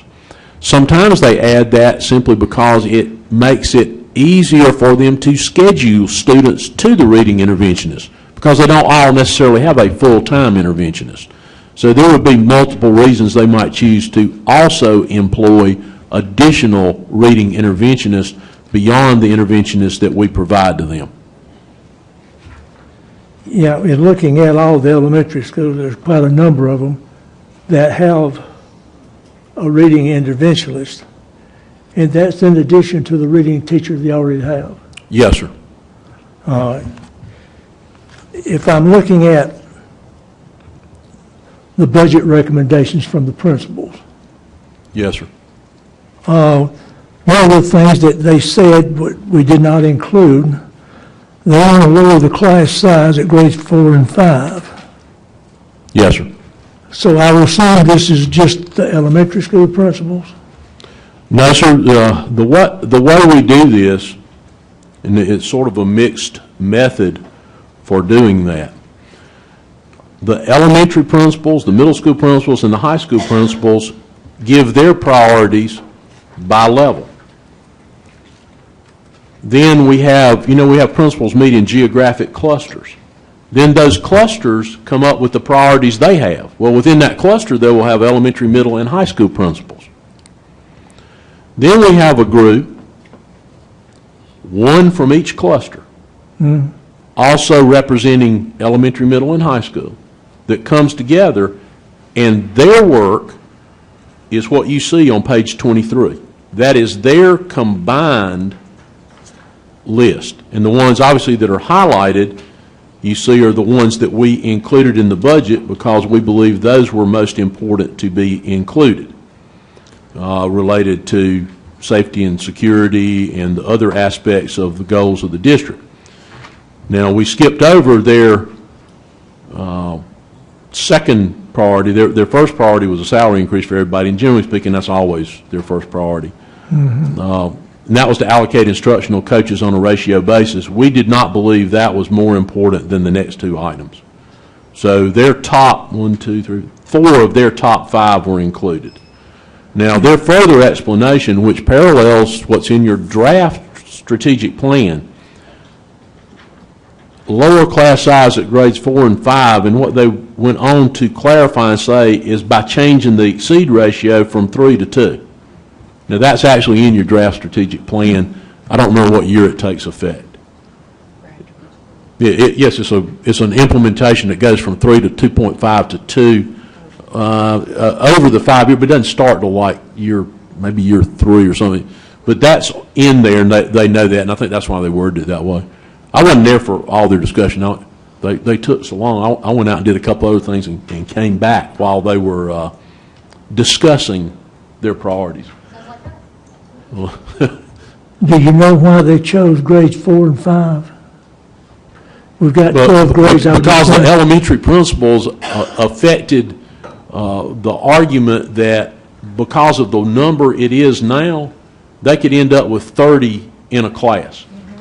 And by changing it from by 3 to by 2, it would basically eliminate them ended up with 30 in class. So they prevailed in their discussion with their peers, and their peers agreed, well, that would be important. more important than the other things that fall below it. And then they always want to say, we tell them, well, these things are already in the budget, but they also want to say, well, these things are really important to us. So we say, all right, well, you list those things that you say are really important to us. And those are the things at the bottom of the page. Items recommended to continue. Apparently, we didn't think that lowering the class size at grades 4 and 5 was important enough to include in this budget.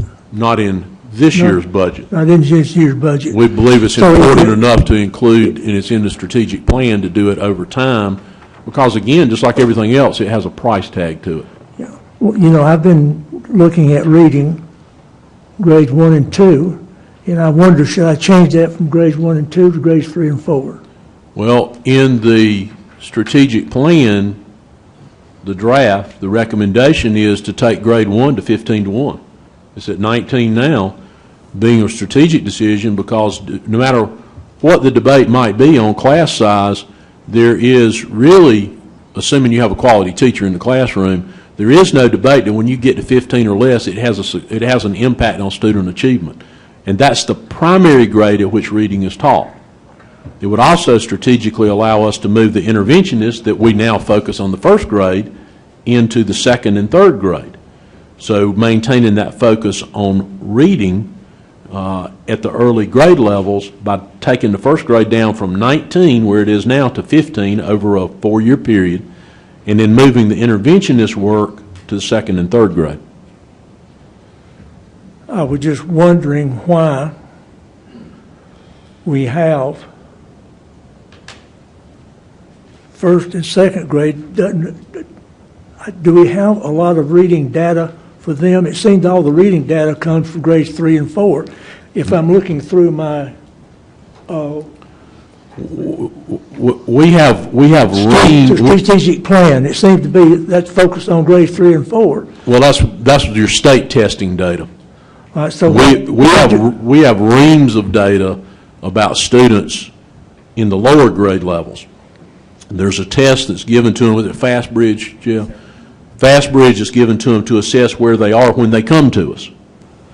Faunus and Pinnell, the reading program that we operate, is a continual assessment of how they're reading, because one of the keys to the implementation of Faunus and Pinnell to teach reading is the constant regrouping of students based on the need that's identified in their improving their reading ability. Yeah, well, I'm trying to focus on where I think we should be looking at reading. Well, and I've been focusing on grades 1 and 2. And that's where we're saying you should be focused. All right, so even though they're talking about lower class size at grades 4 and 5, they're not specifically referring to reading. No, sir. They're really talking about, that's a working condition for their teachers. Yeah. In the elementary schools, it is the largest class size they have, because it's staffed out at 28 to 1, Stephanie? 25.5 to 1. 25.5 to 1. So with a +3, they could easily be at 28.5 to 1. Then if they have students move in during the year, they can get to 29 and 30. So it is much higher than their first, second, and third grade class sizes. And I'm sure that's why the elementary principals put that in there. Yes. They also know that the strategic plan has the recommendation for first grade already in there. I'm sorry, I omitted that. The principal's already in it. Where at? In the strategic plan. Where at in the plan? It's goal 9, I think, under area 1. It's on page 9? No, sir. Area 1, I think it's goal 9. I'll find it in just a second. That's all I have, thank you. Yes, sir. And Ms. Brinkman will either tell you that before you leave, or we'll send it to you so you can find it quickly. She will. I have total confidence in her. Are there other questions by board members? Ms. Wells? Thinking about the flex allocation and how it's used at the elementary level.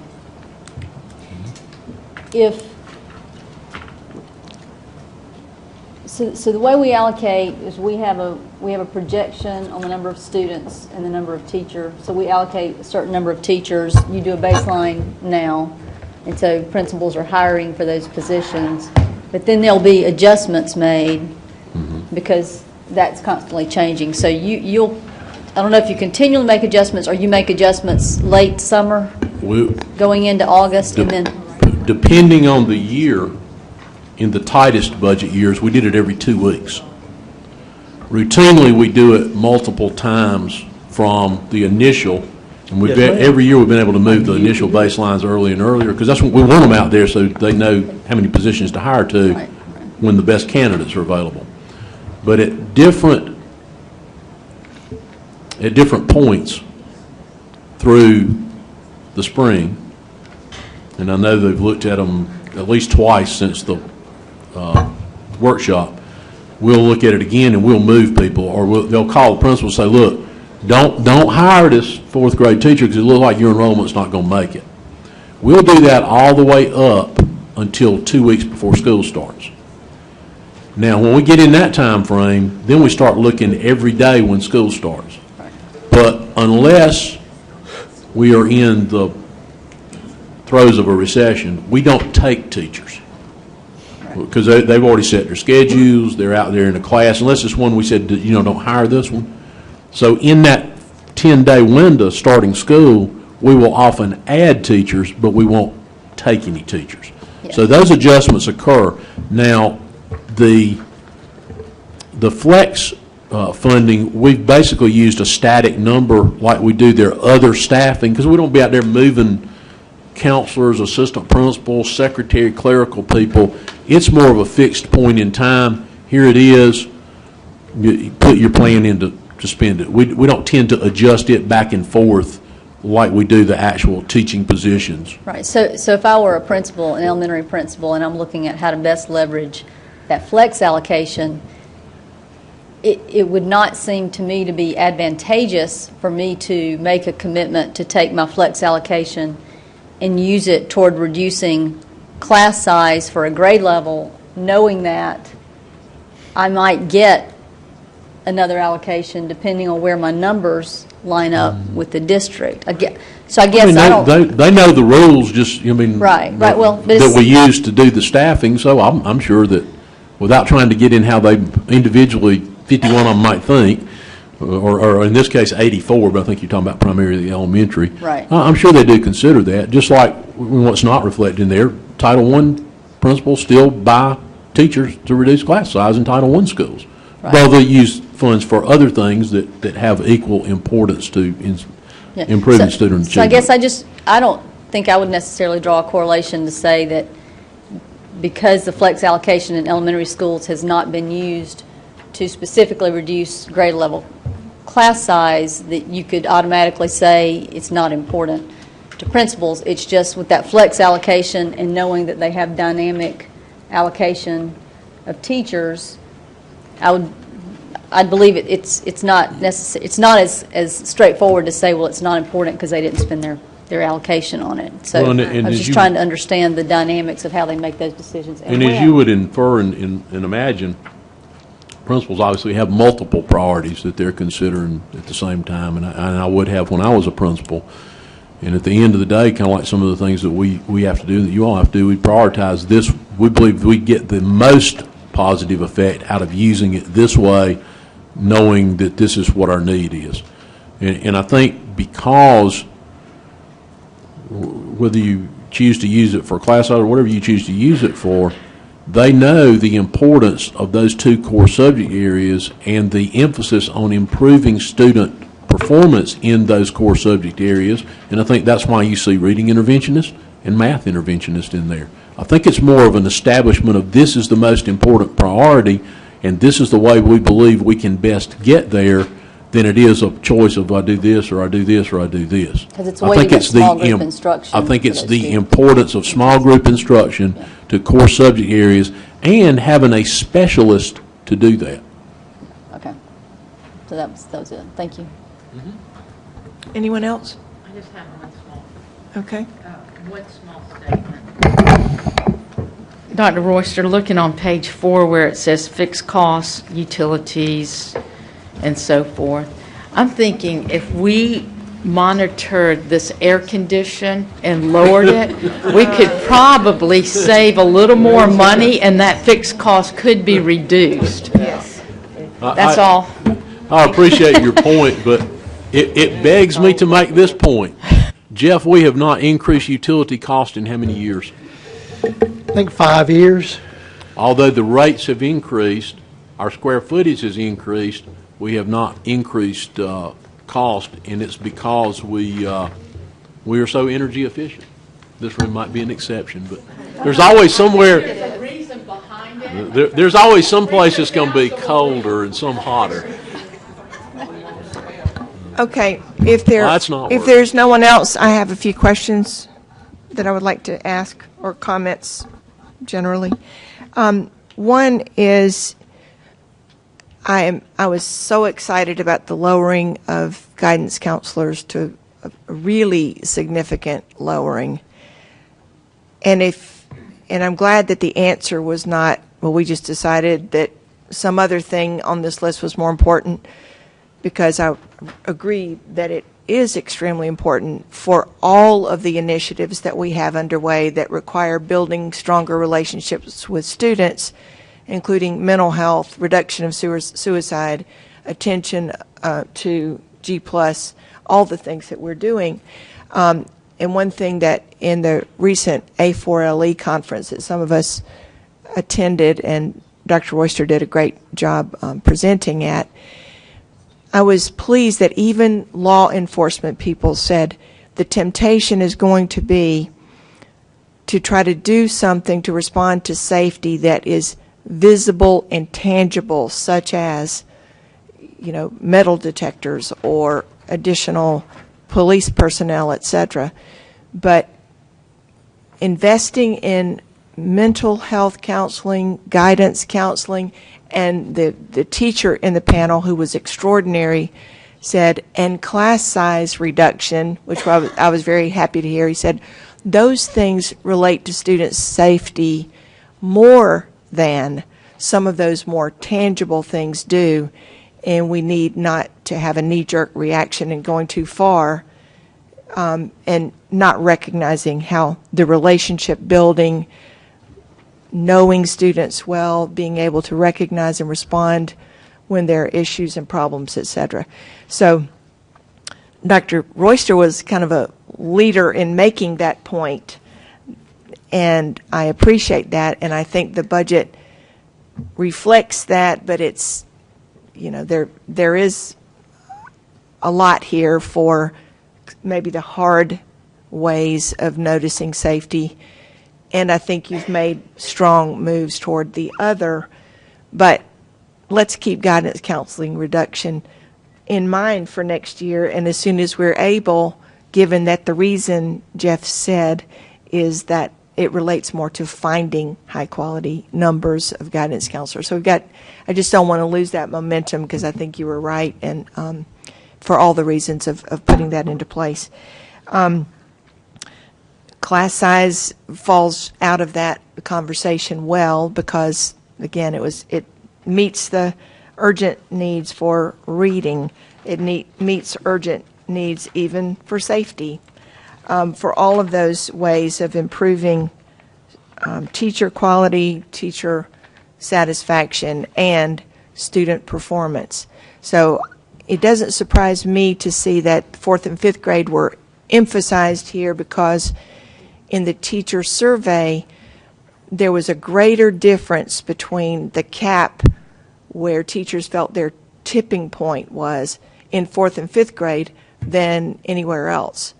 But I really believe that a lot of times people don't ask because it hasn't been our trend in the last several years to fund class size reduction, and it used to be that every year that came forward as a priority, and then we stopped seeing it as much.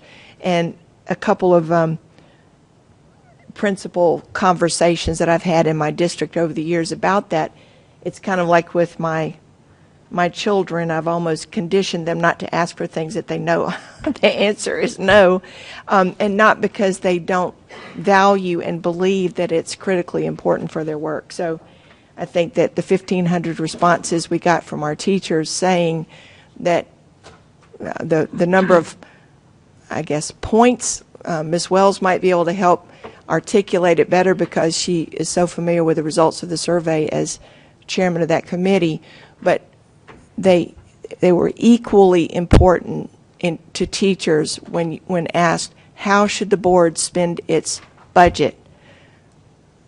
Salary increases and class size were 1 and 2, but ranked with equal importance. Would you elaborate on that to make sure that I've stated it correctly, Ms. Wells?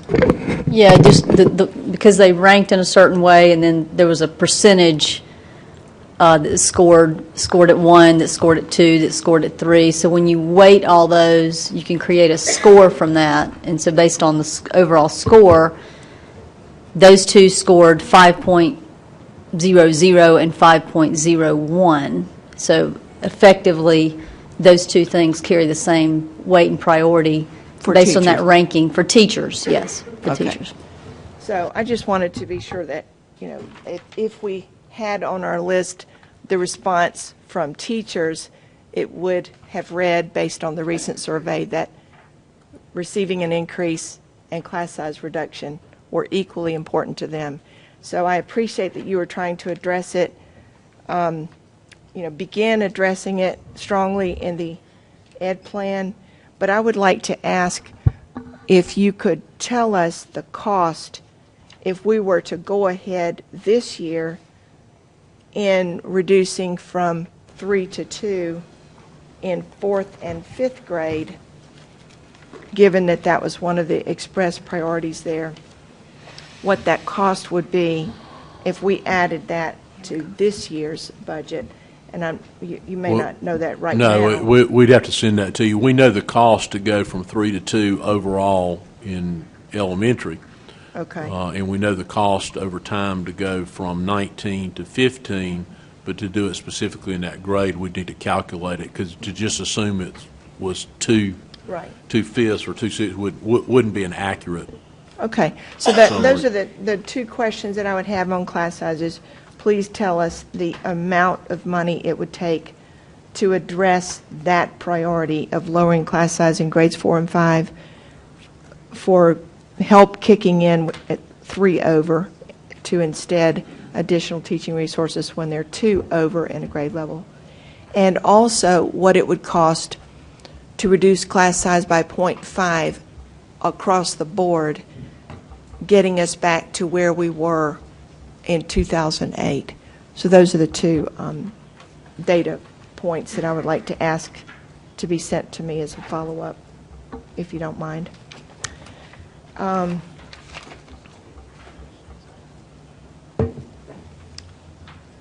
Back to the adding the step to 30. That makes great sense to me when we are experiencing a teacher shortage, because we want to encourage all of our great teachers to stay involved and to be rewarded for their time and experience.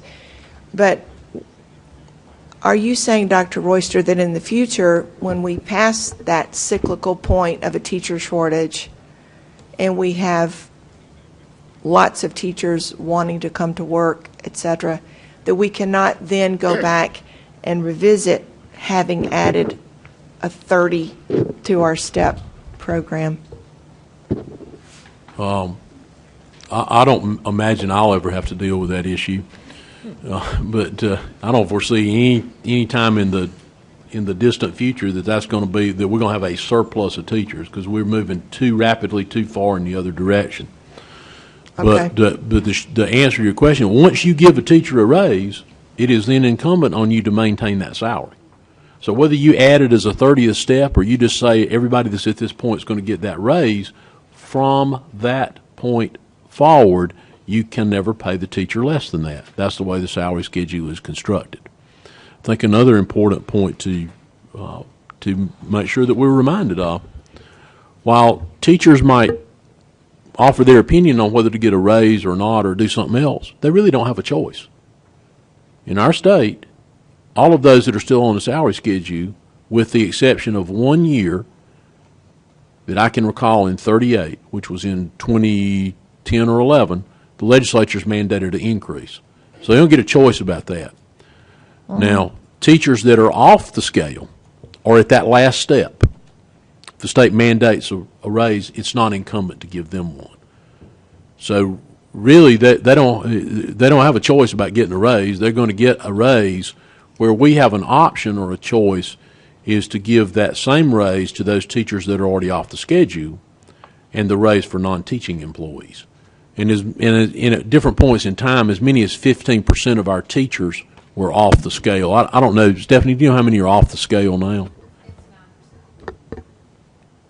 Sorry, 9%, including the last step. Yes. Okay.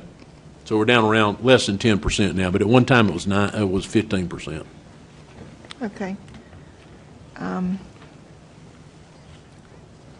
Thank you very much for the hiring decision about Fountain Inn, because I know there's an extraordinary amount of work and a unique need for that person to be in place planning. And I believe those were all my questions. Does anyone else have another question or comment? Mr. Sailors?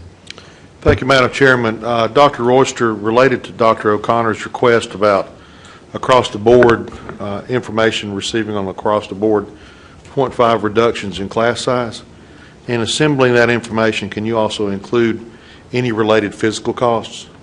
Yes, So sir. we have to put a portable or things like that to accommodate that? And to make sure that I fully understood the question was to go from a +3 at the elementary grades to a +2.5. Was that the question, Dr. O'Connor? Or just in 4 and 5? Yes, I believe we said from 3 to 2 in grades 4 and 5, which was the priority they requested in Right. this budget. Well, actually, what they requested in that budget lines up with the recommendation that's in your strategic plan, because we specifically asked them. Well, that question. if I could clarify my mind, please. But now, we'll answer your question, but that's not what they said. And that's not what Well, Mr. but Sailors the way I asked. took Dr. O'Connor's request is two parts. Number one, to immediately take effect on the grades 4 and 5. And then a secondary request of if we were to implement a 0.5 reduction across the board, first through 12, what would that take? On that particular component, I'd like to know what the physical costs are to implement that as well. I think the ballpark on the 0.5 across every grade level is about $4.5 million. I understand, but we'll still- send you the okay. exact number. And then regarding the teacher survey, I've made this request once before. I'd still like to see it, even though it is a rather lengthy document. If we're going to talk about it, we need to see it. Thank you. I didn't get it. No, ma'am, I just looked. Thank you. Yes, sir. Okay. Ms. Goodman-Caldwell? Yes, ma'am. Document summary. When are we going to have where you have the 18-19 budget included in this? Well, The one that's in the back of the book? the only change to the line item would be those things that you would approve in your new budget. And so we don't really generate a line item until we load the new budget in July 1 of the coming fiscal year. Okay, so, well, once you load that, I would like to see the 18-19 with this, because you have 16-17, 17-18. I would like 18-19, because I'm going through doing a comparison. Well, now, you wouldn't So- get that till way after you've approved the budget. Yeah, Okay. after that. Is that now, Ms. Thomas, give us an estimate of the amount of time that it takes to produce that document? It takes significant staff a significant amount of time, because we try to put this in categories that mean something to you. The system that we have with our current account code that has to match the State Department of Education's account code does not kick this information out this way. So this is basically an Excel, and we have to group things together to try to make them make sense. Now, we could generate one that's just a true line item, but it may not mean as much to you as something like Well, it this wouldn't give you a would. point of Okay, if you comparison. can give me that, where that I can plug in numbers as to what you have in this. Well, that's the I can one- do that's that. the I'd one. appreciate that. Well, that's the one that takes numerous staff, numerous time. Would that replace the one we would do in the spring? She said just a regular, a regular line item. that one It wouldn't they mean won't be able anything to to make you. It would just say comparisons with account that. numbers, and it wouldn't give you comparisons. No, it wouldn't give me, like, in this right here, you have positions and budget. Yes, ma'am. Don't you have that on you have that on your general fund budget, right? But Whenever not in you this, have a- not in this format. We convert that into a summary format. How many pages is a general fund line item budget? 200 and some odd pages if I printed it out. It's, to Is be that a available true to line us item. online? I mean, through board docs? Would that be I available? mean, we can put the line item budget up there, but I think that's probably something that the board needs to direct us to do. If we're going to change the timing of this and commit those kind of resources to doing it in the fall, in Well, addition how to doing can it I in the get this spring. information then? We'll be glad to go over that with you, but the only change to what you have there is what you end up approving in your new budget. So the salaries will change by the amount you approve them to change. If a position is added, for example, there's a position in ETS. The Okay. position count in ETS will go up by 1. So you giving that to us somewhere, right? Well, we don't give it to you in summary form until it's No, reviewed. but I mean, you're giving that information to us somewhere. It's what's listed in your budget document now. The only thing that gets added to that is what you approve to add in the budget process. So the salaries will change, because you approve a salary increase if you do. The positions will change. There'll be, if you approve it as it is, there'd be a 1.0 for part of the year for Fountain Inn High School. There'd be a 4.0 security positions. There will be 3.0 positions added in special ed. There would be 1.0 position added in ETS. It would only be those things that you approve. There wouldn't be something else added in there at the beginning of the year, just those things you Okay. approve in the budget process.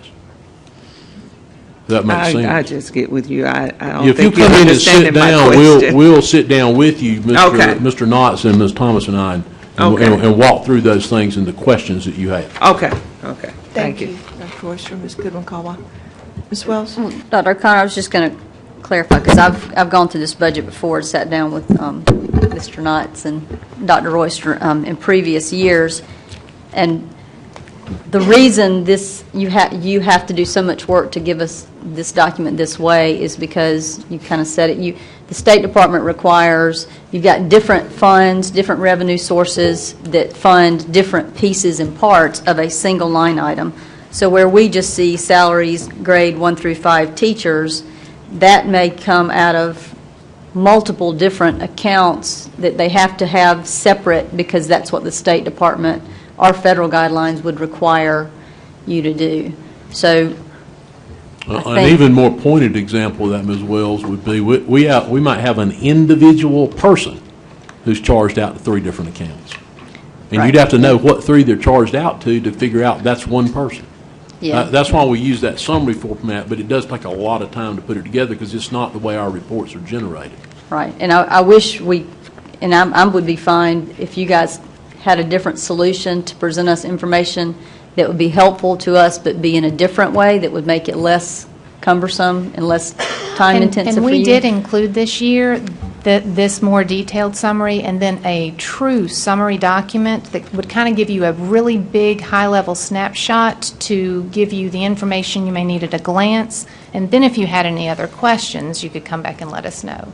Right. If that is something that you guys would What like. page is that, Stephanie? You might reference the page for me. With the work session, we handed out the line item document, and the first document's the longer, and then right after that, there's more of a summarized version.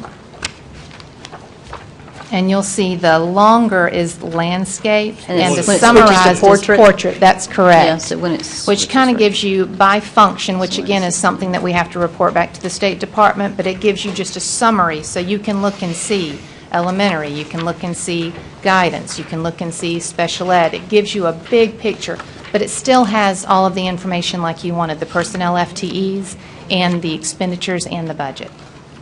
And that's relatively easy to Much run. easier, yes, because there's It doesn't less. require us converting all the information.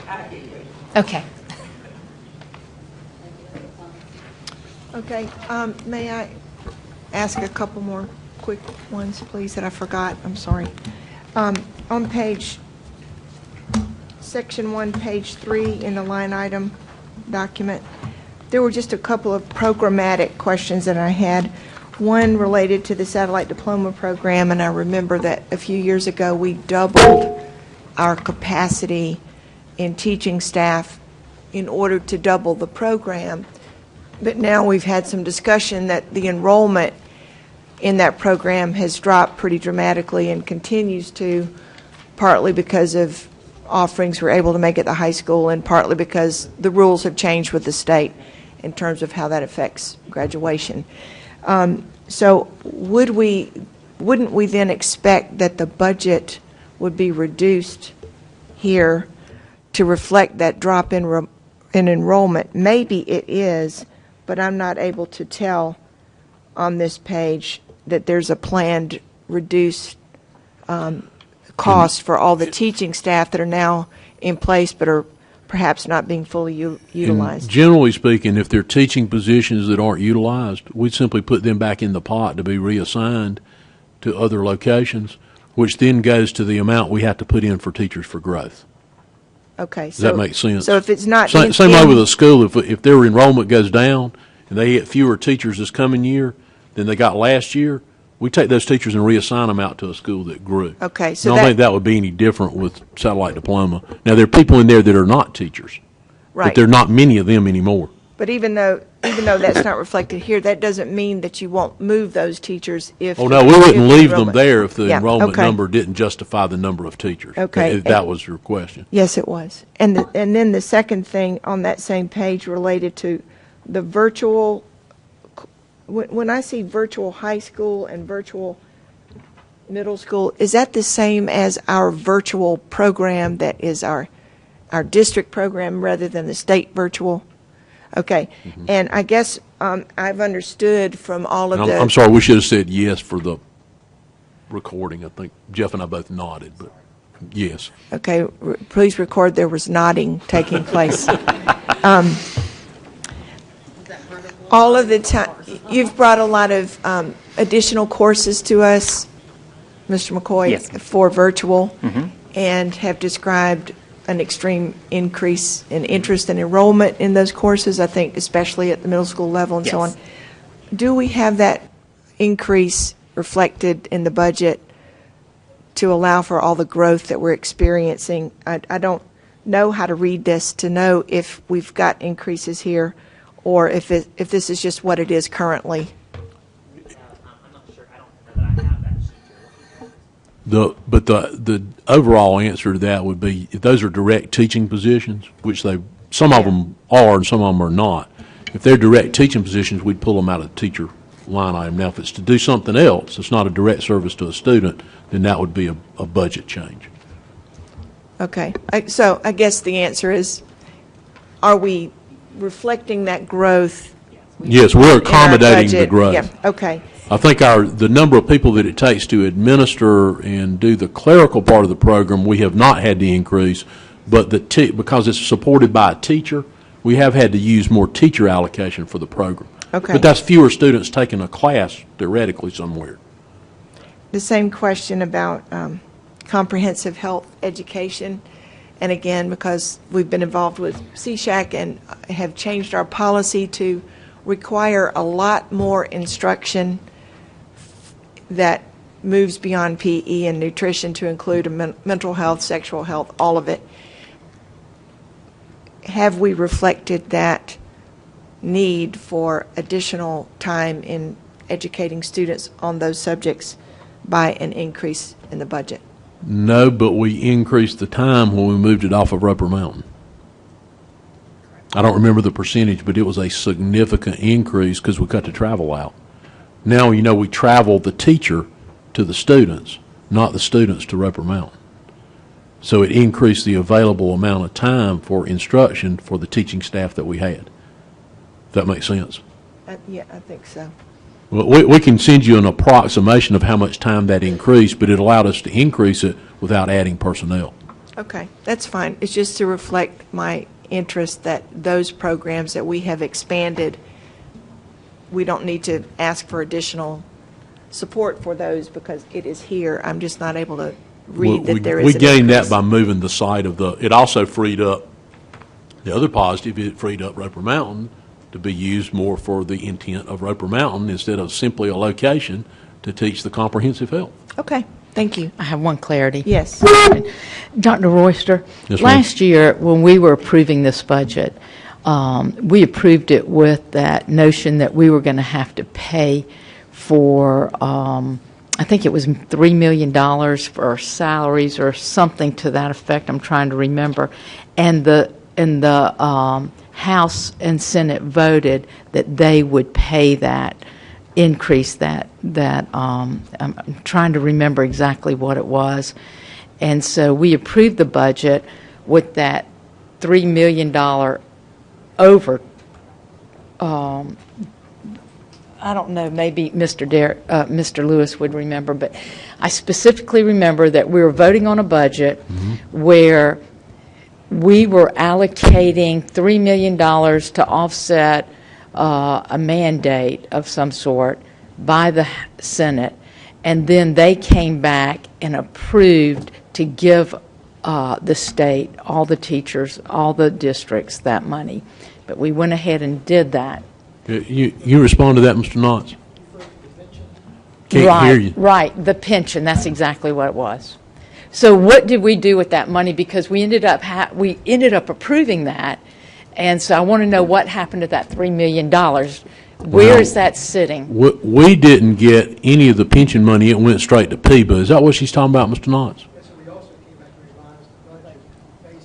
Right. So we revised the budget.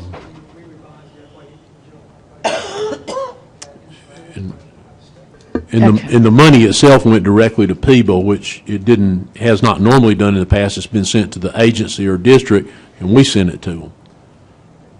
But your budget was amended to reflect that change. Okay, good enough. Just want to make sure. I just remember that's been kind of. It's good memory, huh? Yeah. Okay, any other comments or questions? Hearing none, I'll entertain, Ms. Wells? Do we account for the TIF payments? Do we project the TIF payments in the Yes. budget? So that is in here, okay. 4.75, Jeff, does that sound right?